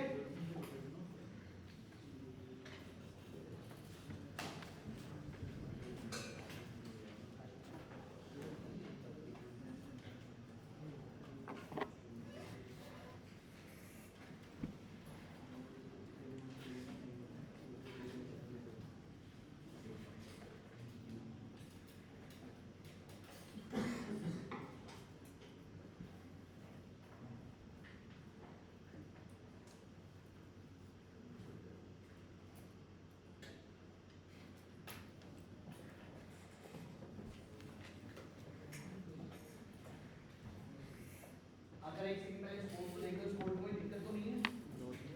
मैंने यहाँ पे स्कैनर बनाया है, coming from C++ background you get in terms of CN and this is what I've done. So I have asked a value of n, मैंने अपने यूजर से n लिया है, उसी n साइज का एरे बनाया है, अगर आपको सिंटैक्स ध्यान होगा तो। एंड देन वो सारे एलिमेंट्स sc.nextIn से arr of I में स्टोर करता हुआ चलो, एक लूप बनाया 0 से n। अच्छा एक चीज और, I don't know why but बहुत सारे लोगों को ना इस फॉर लूप में भी कंफ्यूजन होता है। इस बात का ध्यान रखिएगा, जैसे मैंने आपको बताया कि आपने कहा है कि आपका साइज n है, भाई एक सेकंड ध्यान देना, वैसे सबको तो ध्यान देने की जरूरत नहीं है but just in case if you are confuse, जब मैंने आपको बोला कि आपका साइज n है तो आपकी इंडेक्स जो रहेंगे वो 0 से लेकर n-1 तक रहेंगे। तो उसको लूप में आप लिखते हो for in i less than n and i plus plus। तो अगर इसमें 5 है आपके पास तो आपकी इंडेक्स बनेंगे 0 1 2 3 and 4। जब ये 5 पे पहुंचेगा तो ये कंडीशन फॉल्स हो जाती है क्योंकि 5 is not less than 5। Point समझ रहे हो ना? इसको आप इसी तरीके से भी लिख सकते हो कि आपने बोला for int i equals to 0 i less than equals to n-1, ये भी सही है, दोनों का मतलब एक ही है, ठीक है ना। या तो आप एग्जैक्टली n-1 तक जाओ या आप लेस देन n तक जाओ, बात एक ही है। Solve that, so don't get confused on the part. Anyways coming back, तो हमने कहा था हमको दो लूप्स बनाने की जरूरत है and I am gonna build a loop जो कि सारे पूरे इंडेक्सेस को एक्सप्लोर करता हो। तो मैंने कहा for int i equals 0 i less than n i plus plus, awesome, so I'm iterating on each possible index और each possible element, मैंने हर एक एलिमेंट को एक्सेस किया, awesome।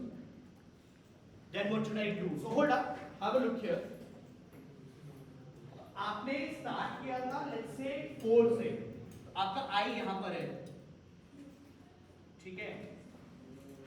अगर मैं इस वाले सेक्शन को देखूं, अब मैं ये बता रहा हूं कि जो आपने कोड लिखा उसको लॉजिक में कन्वर्ट कैसे करता हूं, उसको जरा देखो। अगर आप इतने वाले सेक्शन को देखो, क्या मैं ये नहीं बोल सकता ये i equals to 0 ही तो है? अगर मैं सारे के सारे पैटर्न को देखूं तो मुझे ये क्लियरली दिखता है कि ये एक कॉमन i से स्टार्ट होता है, और I should say all these सब arrays start from a common sub array called 4। And का होगा वो मेरे को नहीं पता, बट स्टार्ट तो i equals to 0 से ही हो रहा है सारे के सारे सब एरेज। अरे बोल सकता है से नहीं, इस केस में आपका i जब 0 है तो आपका j क्या होगा यहाँ पे? आप देखो आपने 4 को ही किया है, तो मेरे को अगर लूप बना रहा हूं तो एंड कहां पे हुआ? 1 पे। 1 से पहले कैसे, कहां पे होगा ये? आपने सिर्फ एक एलिमेंट प्रिंट किया तो j कहां पे होगा? j भी तो यही होगा, तो ये j होगा इक्वल्स टू 0। यहाँ पे आपका एंड कहाँ पे हुआ, इंडेक्स को देखो एंड कहाँ पे हो रहा है 1 2 3 4। अब सेकंड वाले केस को देखो, इस वाले केस को, इसमें आपके सारे सब एरेज किस i से स्टार्ट हो रहे हैं 1। इसमें j पॉसिबल कौन कौन से बनेंगे, आप 5 को देखो, 5 कहां से स्टार्ट हुआ, 5 स्टार्ट हुआ 1 से और एंड भी कहां हुआ 1 पे। आपका j क्या आएगा यहाँ पे 1 2 3 एंड 4। अब इस वाले सेक्शन को अगर मैं देखूं, इसका i कहां से स्टार्ट हुआ 2 से, j कहां कहां जा सकता है 2 3 एंड 4। इस केस में आपका i कहां पे है 3 और j पॉसिबल क्या होंगे 3 एंड 4। ये तो दो एलिमेंट्स प्रिंट करने थे। और लास्ट केस को देखो तो i कहां पे है 4 और j की पॉसिबल वैल्यूज भी क्या होंगी। अगर मैं i देख रहा हूं which goes from 0 to n, तो मेरा j कहां से स्टार्ट होगा i। अब सारे j को देखो, सारे के सारे j उसी इंडेक्स से स्टार्ट होते हैं जहां से आपने i को स्टार्ट किया है। So makes a lot of more sense to actually put this j to be I, and all the j goes up till n and j plus plus.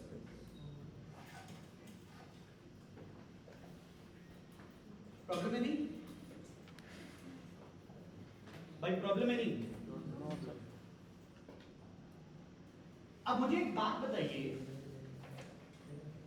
अगर मैं अपने फर्स्ट वाले सेक्शन, सिर्फ first वाले section को अगर मैं देखूं, इस कोड को जरा ध्यान से देखना, because we will come back to this code at the time जब मैं आपको इसके आगे की चीजें एक्सप्लेन करूंगा। एंड द रीजन मैं ये सारा अलाना फलाना कर रहा हूं because I am trying to make a point here. जब हम लोग वापस आएंगे ऐसा ना हो कि मुझे इसको फिर वापस एक्सप्लेन करने की जरूरत पड़े, इसीलिए इतने बेसिक से कोड को भी मैं ड्राई रन करके दिखा रहा हूं। आप इस वाले सेक्शन पे अगर आप आओ, आप जरा देखो, जो आपकी इस फर्स्ट वाले i0 के बारे में बात करो, ये यही लिख देता हूं। जब आपका i0 था, आपकी j की पॉसिबल वैल्यूज बनी, j 0 पे भी गया, j 1 पे भी गया, j 2 पे भी गया, 3 पे भी गया और लास्ट में आपका j 4 पे भी गया। करेक्ट है? सही है? अब थोड़ा ध्यान से अगर समझो इसको, तो 0 से 0 मुझे कितने एलिमेंट मिलेंगे, एक। 0 to 1 में कितने एलिमेंट मिलेंगे, 2। 0 to 3 4 और फिर 5। मीनिंग अगर मैं इस i और j को थोड़ा ध्यान से देखूं, तो ये बेसिकली क्या बता रहे हैं ये i और j। i का मतलब क्या है, स्टार्ट कहां से हो रहा है, और j का मतलब क्या है, एंड कहां पे हो रहा है, और ये दोनों इंडेक्स हैं। i और j का पेयर क्या है फिर, सबएरे और अ रेंज ऑफ सबएरे। कुछ पॉइंट समझ आया नहीं क्या कहा, i स्टार्ट है, j एंड है, तो i और j का जो पेयर बना वो बेसिकली सबएरे है। और इसको भी और डिफाइन तरीके से बताऊं, तो ये आपके सबएरे का रेंज है which starts from i ends at j।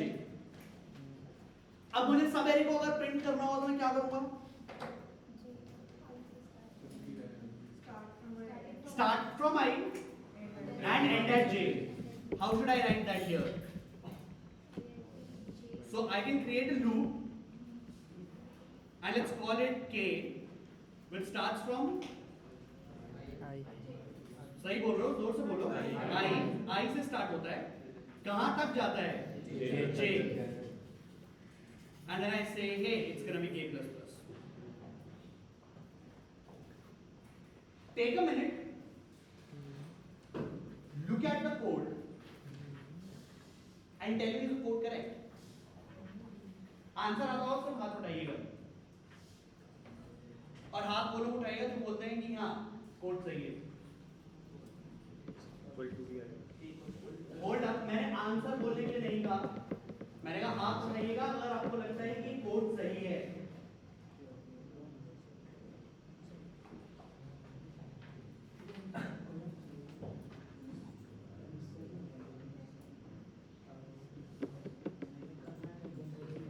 Is the code fine?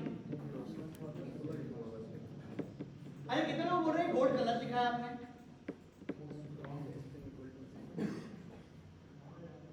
Sir how is this wrong and what's wrong? बस लूप बता दो, कौन सा loop? First loop, second loop और थर्ड लूप? कौन सा loop? First second loop. J वाला is wrong, okay, not necessarily. Sir K वाला loop is wrong, okay, K is wrong, K is wrong. For the people who say K wala loop is wrong, ma'am, what's wrong? अरे कुछ जानो what's wrong? आपने start कहाँ से किया भाई? Zero से, और पहुंचना कहाँ तक था? J तक पहुंचना था। तो what should I write? Less than equals to J. Awesome. And then what should I print here? ARR of K. अरे भाई K. K. Putting a space here, and every time I finish a J, I will come back to a next line. या इसको ना एक तरीके से और लिख सकते हो आप. Let's actually place it here. Let's end it here.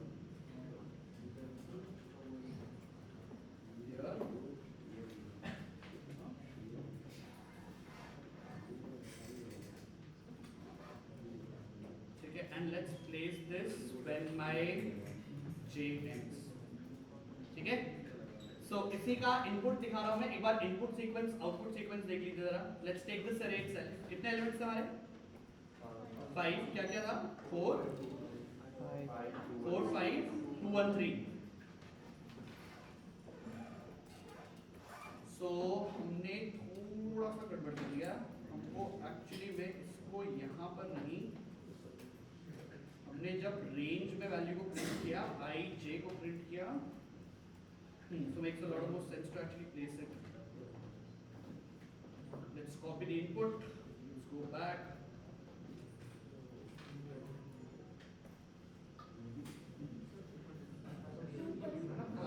सही करा, actually सही करा. क्या है यार? 5, 4, 5, 2, 1, 3 ना? ये आपके सारे possible subarrays. So these are all the possible subarrays starting from 4, all the possible subarrays starting from 5, starting from 2, starting from 1 and starting from 3.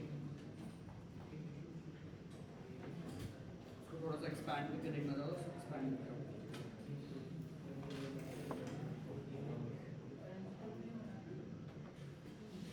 Questions any on the code? Code में कोई क्वेश्चन है तो please पूछो. ये तो बहुत ही वाहियात code कराया मैंने अभी.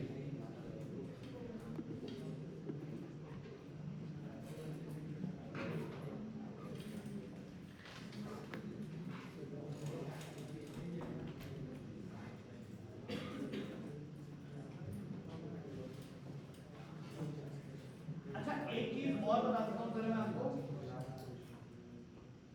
Please be a little aware on input and output. एक चीज मैं आपको जावा के बारे में बहुत क्लियरली ये बता दूं पहले तो, एंड पता नहीं आपको किसी ने बताया होगा या नहीं, वो भी मेरे को पता नहीं. अगर आप अपने स्कैनर को देखो, आपका स्कैनर बहुत ही इंपॉर्टेंट क्लास है जो आपके लिए बहुत सारी चीजें बिहाइंड द सीन्स खुद मैनेज करता है. What do I mean? All I mean is कि आपके पास जावा में स्कैनर के हेल्प से इनपुट पास करने के मल्टीपल तरीके हैं. फॉर एग्जांपल, आपको यहाँ पे एन डिफाइन करना था और नंबर ऑफ एलिमेंट्स डिफाइन करने थे, करेक्ट? आप इसको ऐसे भी लिख सकते हो कि आपने 5 नंबर ऑफ एन डाले, एन आपका 5 था, और आपको एलिमेंट्स इंसर्ट करने थे 4, 5, 2, 1, 3.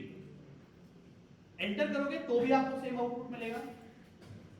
एंड इवन मोर इंटरेस्टिंग, आपको यहाँ पे हर बार लाइन ब्रेक करने की जरूरत भी नहीं है.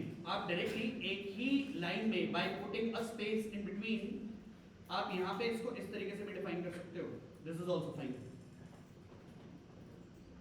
C++ में आपको इसके लिए अलग से मेन में काम करना पड़ता है. जावा में आपको ये टेंशन लेने की जरूरत नहीं पड़ती कि आपका इनपुट स्पेस सेपरेटेड आएगा या एंटर सेपरेटेड आएगा, बिकॉज आपके स्कैनर पे दो डिलीमीटर्स हैं, एक स्पेस और एक एंटर। आपके यूजर ने स्पेस प्रेस किया तो उसको पता चल गया कि एक एलिमेंट आ चुका है, या अगर उसने एंटर प्रेस किया तो भी उसको पता चल जाएगा कि आपके एरे का एक एलिमेंट इंसर्ट हो चुका है। ध्यान ये रखिएगा, जावा में एक्सट्रीमली इंपॉर्टेंट स्कैनर के दो डिलीमीटर्स हैं, स्पेस एंड एंटर। आप चाहे स्पेस प्रेस करो चाहे एंटर प्रेस करो, दोनों ही आपसे वैलिड इंफॉर्मेशन कलेक्ट करेगा।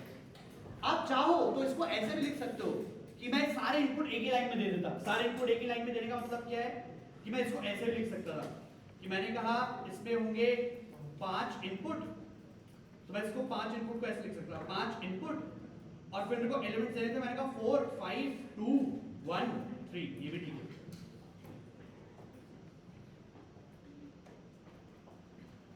सही है। तो C++ में थोड़ा सा इसके लिए काम करना पड़ता है, अगर आप C++ वाले बैकग्राउंड से आ रहे हो तो। इनपुट आउटपुट का ध्यान रखिएगा, इनपुट किस फॉर्मेट में दिया है दैट इज आल्सो इंपॉर्टेंट, और आउटपुट किस फॉर्मेट में प्रिंट करना है दैट इज आल्सो इंपॉर्टेंट। वो आपको ऐसे बोल सकता है सारे सवेरे एक लाइन में प्रिंट कर दो,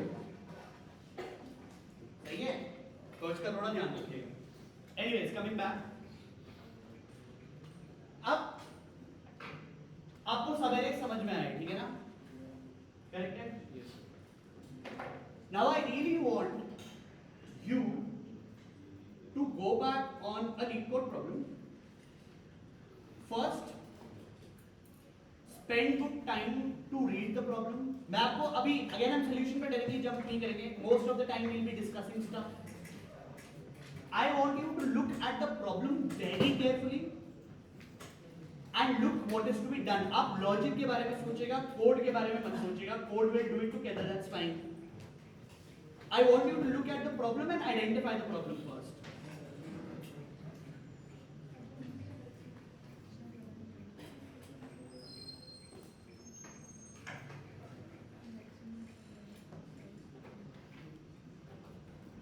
मतलब इस प्रॉब्लम को मैंने पता नहीं कितनी बार देखा है,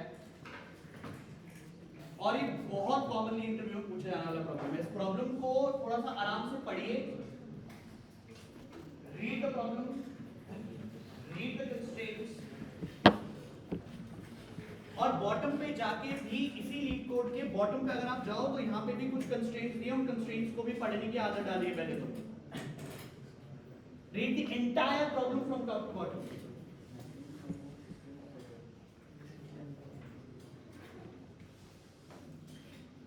ये प्रॉब्लम दिखता इजी है लेकिन ये इतना इजी नहीं है, थोड़ा ध्यान से देखिएगा इसको।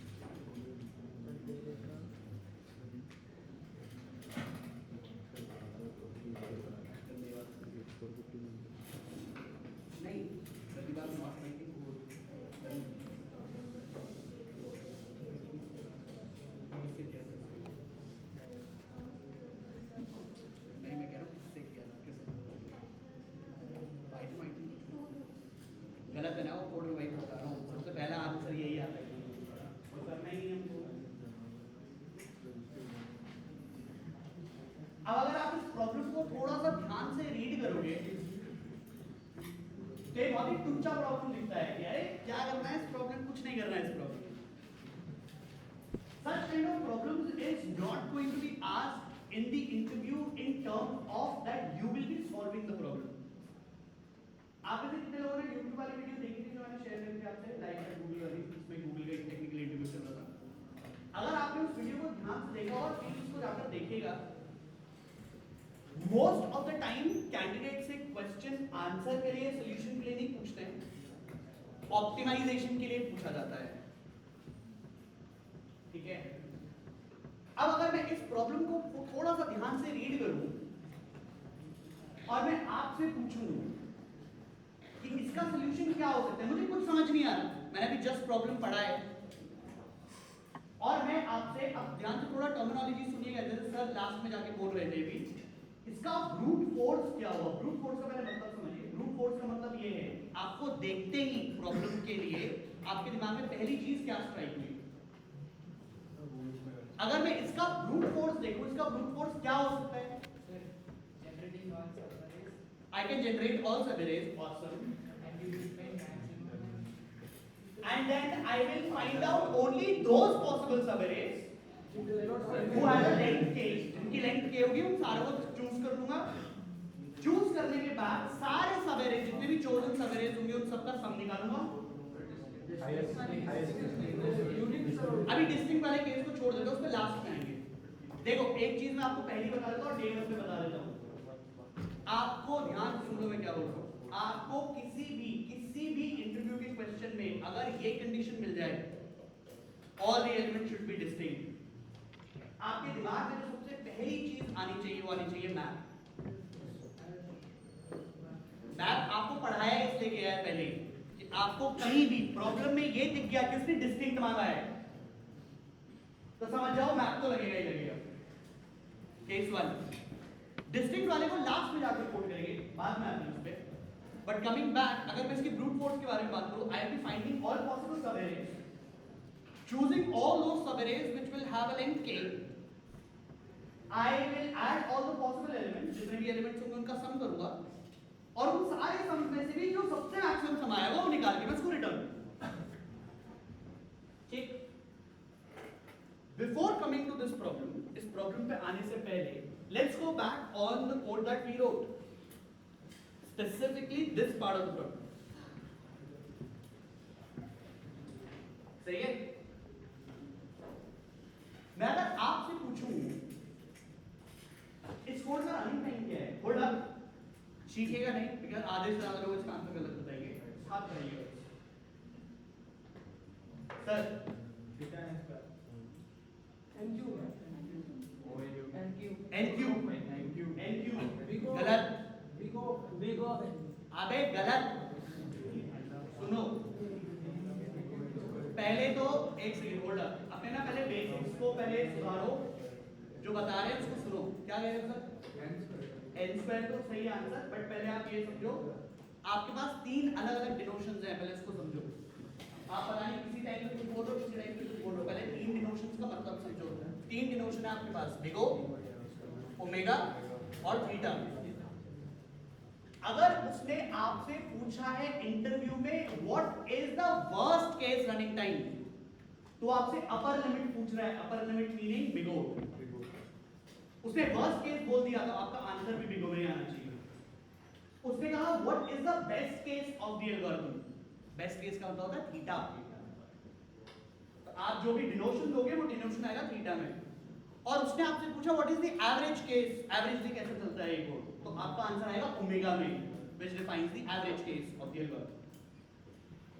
आपने अगर इसकी कभी ग्राफ वगैरह देखे हो तो कि ग्राफ कुछ ऐसे बनते हैं कि आपके पास fx है, gx है, उस gx से आप अपर बाउंड निकालने की कोशिश करो, इस अपर बाउंड को OM के नाम से भी जानते हैं या O डिनोशन के नाम से भी जानते हैं। आपको कोई मौका मिलेगा, आप कभी एमटेक वगैरह में जाओगे तो आपको ये भी पता चलेगा कि इस O के भी दो टाइप होते हैं। अबे भैया इसको ले मैंने OM स्क्वायर कहां चलेगा? मैं कह रहा हूं O के भी, बिग O के भी दो टाइप्स होते हैं, एक होता है बिग O और एक होता है स्मॉल O। थीटा के भी दो डिनोशंस होते हैं, वो सॉरी ओमेगा के भी दो सिचुएशंस होते हैं, एक बिग ओमेगा और एक स्मॉल ओमेगा। अगेन इसके बाद डिपेंड नहीं कर रहे, बट 3 पॉइंट है। एंड एज सर सेड, बिल्कुल सही बोला इसका कि इस कोड का पहले ध्यान से समझो, ये जो हाइलाइटेड कोड है इसका रनिंग टाइम n स्क्वायर है, n क्यूब नहीं है। बहुत सारे कोड में आपको ऐसे ही 3 लूप दिखेंगे, जिसमें से ध्यान से सुनना मैं क्या बोल रहा हूं, देखते हैं कैसे बताना है वो बता रहा हूं मैं आपको। आपको ये आइडेंटिफाई करना है कि उसमें से कोई भी लूप रेंज में ना चलता हो। What do I mean by range में ना चलता हो? अगर आप अपने i वाले लूप को देखो तो आपका i लूप 0 से स्टार्ट होता है और एंड कहां पे होता है? n, इसलिए उसका रनिंग टाइम है n। j को अगर आप देखो वो आई से स्टार्ट होता है, अग्री। एंड कहां पे हो रहा है? एंड। उसका रनिंग टाइम कितना है? एन। अब के को देखो, के कभी भी, और आई विल से कभी भी तो नहीं, बस एक बार ऐसा हुआ कि वो एन तक जाएगा, और वो भी कब? जब आपका वो पूरा सब एरे प्रिंट कर रहा होगा, मतलब पूरे एरे को ऐसे सब एरे प्रिंट कर रहा होगा। उसके अलावा वो कोड कभी एन पर जाएगा ही नहीं। तो इसको हम वर्स्ट केस में कंसीडर नहीं करते हैं। वर्स्ट केस का मतलब समझे, लूप को वर्स्ट केस एन का मतलब समझो, कोई लूप जो कहीं से स्टार्ट हो रहा हो लेकिन एंड में ओवर हो रहा हो, एंड पे, एंड पर जाकर एंड हो रहा हो। जैसे आई आपको दिख रहा है, 0 से स्टार्ट हो रहा है, एंड पर जा रहा है। जे स्टार्ट कहीं से भी हो रहा है, मुझे उससे फर्क नहीं पड़ता, लेकिन एंड वो एंड पर हो रहा है, उससे मुझे फर्क पड़ता है। लेकिन के एक आर्बिट्रेरी स्टार्ट से स्टार्ट होता है, एक आर्बिट्रेरी एंड पर जाकर एंड होता है। क्या मैं उसको एंड बोल सकता हूं? नहीं, वो एंड नहीं। Any loop which loops in a range, उसका वर्स्ट केस एंड में कंप्यूट नहीं होता है। इस बात को कहीं पे रटना है रट लो, कहीं लिखना है लिख लो, समझना है समझ लो। अगर आपको कोई लूप दिखे जो आई से स्टार्ट होता है, जे पर जाता है, उसका रनिंग टाइम एन नहीं आता है और उसको एन कंसीडर किया भी नहीं जाता है। एन वही कंसीडर होंगे जो end of the array input तक आइटरेट होते होंगे, उनको हम एन बोलते हैं। जैसे कि जे आर्बिट्रेरी आई से स्टार्ट होता है, अग्री, बट वो एंड हमेशा एन पर ही होता है, तो उसका रनिंग टाइम एन कंसीडर किया है। अब वापस आते हैं उसी वाले प्रॉब्लम पे। Why did I ask you this? The reason I asked you is that if I use the same approach in the problem, अगर मैं प्रॉब्लम में सेम अप्रोच को यूज करूं, तो बाकी तो सारे काम छोड़ दो, स्टेप 1 में ही मेरे को n स्क्वायर तो ऐसे ही लग जाएगा। मैं अगर सारे सब एरेज में गिवन एरे की निकालूं, तो मुझे क्लियरली दिख रहा है कि ये n स्क्वायर तक तो वैसे ही चला गया, मैंने कुछ नहीं किया, वो n स्क्वायर पे एनीवेज चला ही गया। मैंने सारे सब एरेज निकाले, वो n स्क्वायर चला गया। अब ध्यान से सुनो, n स्क्वायर इंडस्ट्री में ऐसा है कि तुम्हें कुछ नहीं आता। मैं जनरली बता रहा हूं, n square is like a crazy amount of running time, और n क्यूब और n फैक्टोरियल तो ये लगा आपने गार्बेज कोड लिखा है, इससे अच्छा बच्चा कोड लिखा है। ठीक, n good, can do better, n fine, not a good, n log n is also somewhat okay but could be improved. अब improve कैसे करेंगे उसके लिए भी टेक्निक्स देखेंगे हम लोग आगे जाके, जो हम लोग डीपी वगैरह देख रहे होंगे, मेमोराइजेशन वैलिडेशन वगैरह देख रहे होंगे, बट हाँ n is good enough। अब वो ना आपसे इंटरव्यू में पूछते ही आप सबसे पहले बोलेगा आपका ब्रूट फोर्स क्या, आप उसको बोलोगे सारे सवेरे निकालो, और बोलेगा कि इसका रनिंग टाइम क्या है, तो आप बोलोगे n स्क्वायर। वो छूटते ही आपसे बोलेगा कोड मत लिखो, आप पहले ये बताओ can we do anything better than n square. अब वापस आओ इसी प्रॉब्लम पे। I wanted to do anything better than n square, मुझे n स्क्वायर से बेटर कोड लिखना था, क्या है? Yes, sir. How? So first of all, we will take a list of 3 sides. Then we will first add the first 3 elements, and on iterating, we will remove the first element and add the. By फिर point समझ, starting के first element से 3 elements पर जाते हुए तो 1 to k तो ऐसे ही हो गया, i to k तो ऐसा ही हो गया। और जो तुम कह रहे हो एक्चुअली में ऑलमोस्ट सही है, बट इसका भी एक बहुत स्पेसिफिक नाम है। अब पहले आप स्लाइडिंग विंडो, अब देखो मैं आपको पहले एक चीज बता देता हूं, ध्यान से पहले इस बात को सुन लो। प्रॉब्लम में आपको अगर 2 चीजें दिख जाएं तो श्योर शॉट है कि वो एग्जांपल या वो क्वेश्चन स्लाइडिंग विंडो का ही है। या तो उसने आपको एरे से सब एरे निकालने के लिए बोला है, या फिर उसने आपको स्ट्रिंग से सब स्ट्रिंग निकालने के लिए बोला है। ध्यान से सुनना, मैंने क्या बोला। एरेज के केस में उसने आपको सब एरेज मांगा है, स्ट्रिंग के केस में उसने आपसे सब स्ट्रिंग मांगी है। तो कुछ नहीं सोचना, ना इधर देखना है ना उधर देखना है, ये समझ जाना कि वो स्लाइडिंग विंडो का प्रॉब्लम है, वो प्रॉब्लम ही स्लाइडिंग विंडो का है। और भी तरीके हैं एरे के प्रॉब्लम को आइडेंटिफाई करना, बट ये समझ जाओ प्रॉब्लम अगर सब एरे का है technique used will be sliding window.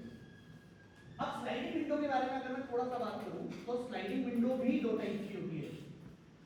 एक होता है sliding window with fixed length और एक होगा आपके पास sliding window with variable length. दो तरीके के स्लाइडिंग विंडो होते हैं, इसको भी ध्यान से देख लो। एक होगा आपके पास sliding window with fixed length, एक होगा sliding window with variable length. अब आइडेंटिफाई कैसे करना है उसको भी सुन लो। यही प्रॉब्लम वो उल्टा ही पूछ सकता था। वो ये भी बोल सकता था कि उस सब एरे का लेंथ बताओ जिसका सम सबसे मैक्सिमम है। वो ये भी पूछ सकता था। अगेन प्रॉब्लम सब एरे का ही है, लगेगा भी स्लाइडिंग विंडो ही, पर आपको पहले ये आइडेंटिफाई करना पड़ेगा प्रॉब्लम में कि आपको सब एरे का problem which is given is that a problem with a given length, for example this question, जहाँ पे आपको length k डिफाइन करी गई है, और कुछ प्रॉब्लम ऐसे भी हो सकते हैं जिसमें वो आपसे वेरिएबल लेंथ पूछता है। ओके, वेरिएबल लेंथ का एक एग्जांपल दिखाऊं, चलो बाद में देखेंगे उसको, मैं वो भी लीड कोड पे ही दिखाऊंगा मैं आपको, ठीक। बट ध्यान ये रखिएगा आपको पहले आइडेंटिफाई करना है कि होगा क्या, ठीक। अब इसी प्रॉब्लम को जरा देखिए। इस प्रॉब्लम को अगर हम देखें, बहुत ज्यादा बात तो नहीं कर पाएंगे क्योंकि हमारे पास टाइम थोड़ा कम है। इसको हम लोग देखिए, इसको सॉल्व करके हम लोग नेक्स्ट हमारी नेक्स्ट क्लास है मॉर्निंग में है ना। इसी प्रॉब्लम को हम लोग मॉर्निंग में आते ही कंप्लीट करेंगे। और इसी के साथ मैं आपको एक प्रॉब्लम और दिखाऊंगा लीड कोड का, which is the second type of variable, ठीक। अब जैसे मैंने आपको बोला सारा कोड मैं नहीं करूंगा, आधा कोड मैं करूंगा, आधा कोड मैं आपको दे दूंगा करने के लिए। लॉजिक पूरा समझा दूंगा, आपको समझ में भी आ जाएगा, और आधा कोड करके भेजूंगा मैं। उस कोड को कंप्लीट करना और लीड कोड सॉल्व करना आपकी रिस्पांसिबिलिटी है, ठीक है। अब इधर मान लीजिए मेरे पास यही सिचुएशन थी, क्या मेरे पास एक एरे था, उस एरे में कुछ एलिमेंट्स थे, मैंने कहा 4 5 2 1 और 3, ये मेरे को सब निकालना था। मान लेते हैं ये आपके पास एरे दे रखा था और एरे के साथ साथ आपको एक k वैल्यू दे रखी थी 3। अब जरा आपको एक बात बताओ, हमने अपने ब्रूट फोर्स में एक काम बहुत अननेसेसरी नहीं किया कि सारे सवेरे निकाल लेते। मुझे सारे कोई चाहिए, मेरे को वही तो चाहिए था जिसका लेंथ 3 होना चाहिए था। अब डिस्टिंक्ट कर लेंगे बाद में, लेकिन कहने का पॉइंट सिंपल ये है, मुझे सारे सवेरे नहीं चाहिए भाई, मुझे सारे वो एरेज चाहिए या सवेरे चाहिए जिनकी लेंथ k है या 3 है इन माय प्रॉब्लम। अब जरा कॉमन सेंस लगाओ, और भाई डेटा स्ट्रक्चर और प्रॉब्लम सॉल्विंग में आज ज्यादा गेम तो कॉमन सेंस का ही है, ठीक है। अब कॉमन सेंस वाली बात है, आपको ये एरे दे रखा है, k की वैल्यू 3 डिफाइन करके दे रखी है। मुझे जरा सोच के बताओ कि मेरे को पहला सब एरे किस रेंज में मिलेगा of length k, 0 to k। Obviously अगर मैं 3 लेंथ के बारे में बात करूं तो मुझे क्लियरली पता है कि अगर मैं इंडेक्स के बेसिस पे इसको देखूं तो पहला सब एरे ऑफ लेंथ 3 यही होगा, करेक्ट है, सही है। अब ध्यान से सुनिएगा मैं क्या बोल रहा हूं। तो क्या मैं ऐसा नहीं बोल सकता, या इसी पॉइंट को अगर मैं रीडिफाइन करूं कि मेरे को पहला सब एरे ऑफ लेंथ k मिला at a range of 0 to k, makes a lot of sense, correct. क्या मैं इसी पॉइंट को ऐसे नहीं बोल सकता कि मेरे पास मेरे क्वेश्चन का पहला सॉल्यूशन यही है?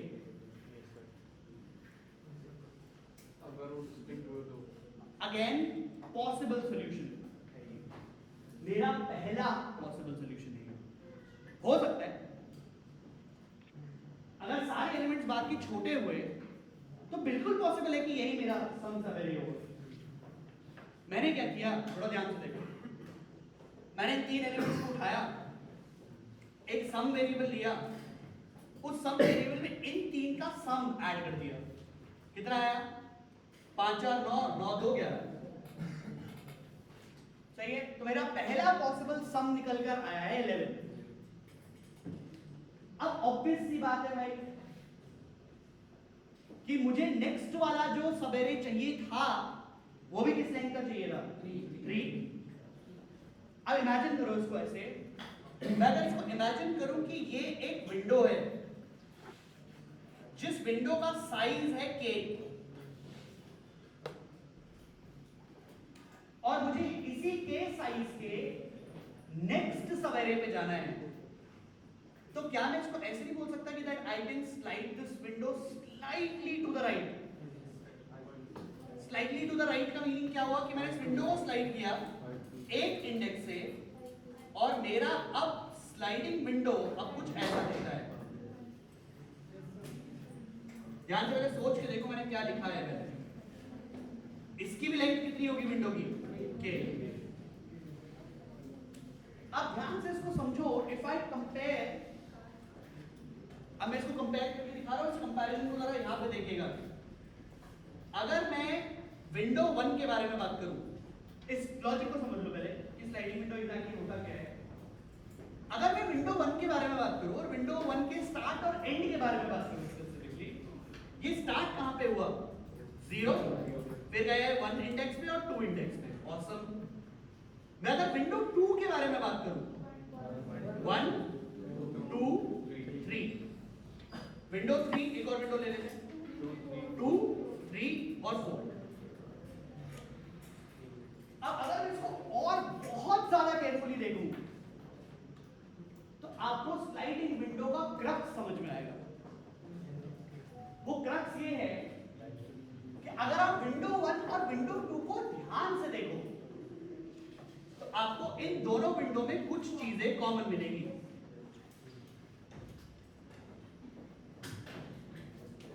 मीनिंग, इसको मैं और इजी तरीके से अगर समझाऊं तो मेरे पास पहले विंडो का सम कितना आया था? 11।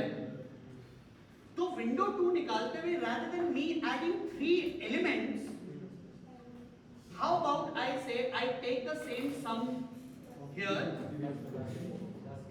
remove a element from here which is going to be ARR of 0 and add ARR of 3.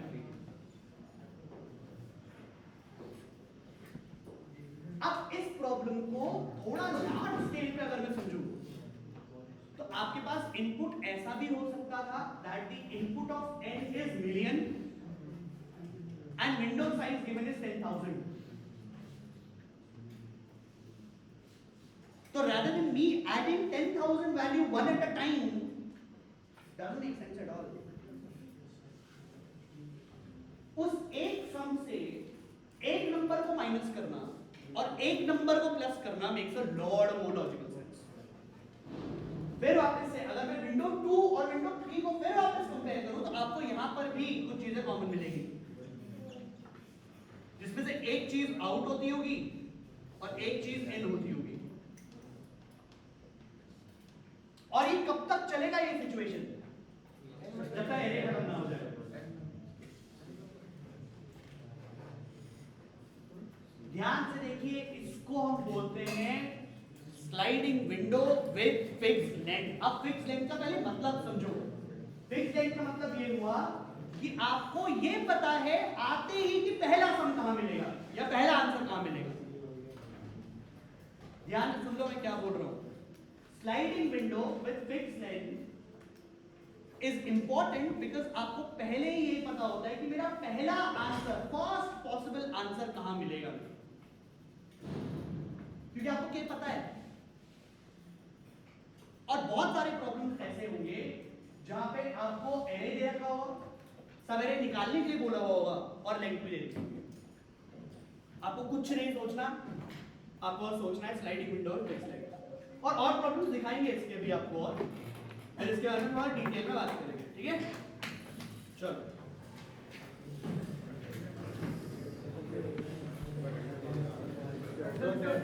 अरे ले रहे भाई, बैठ जाओ।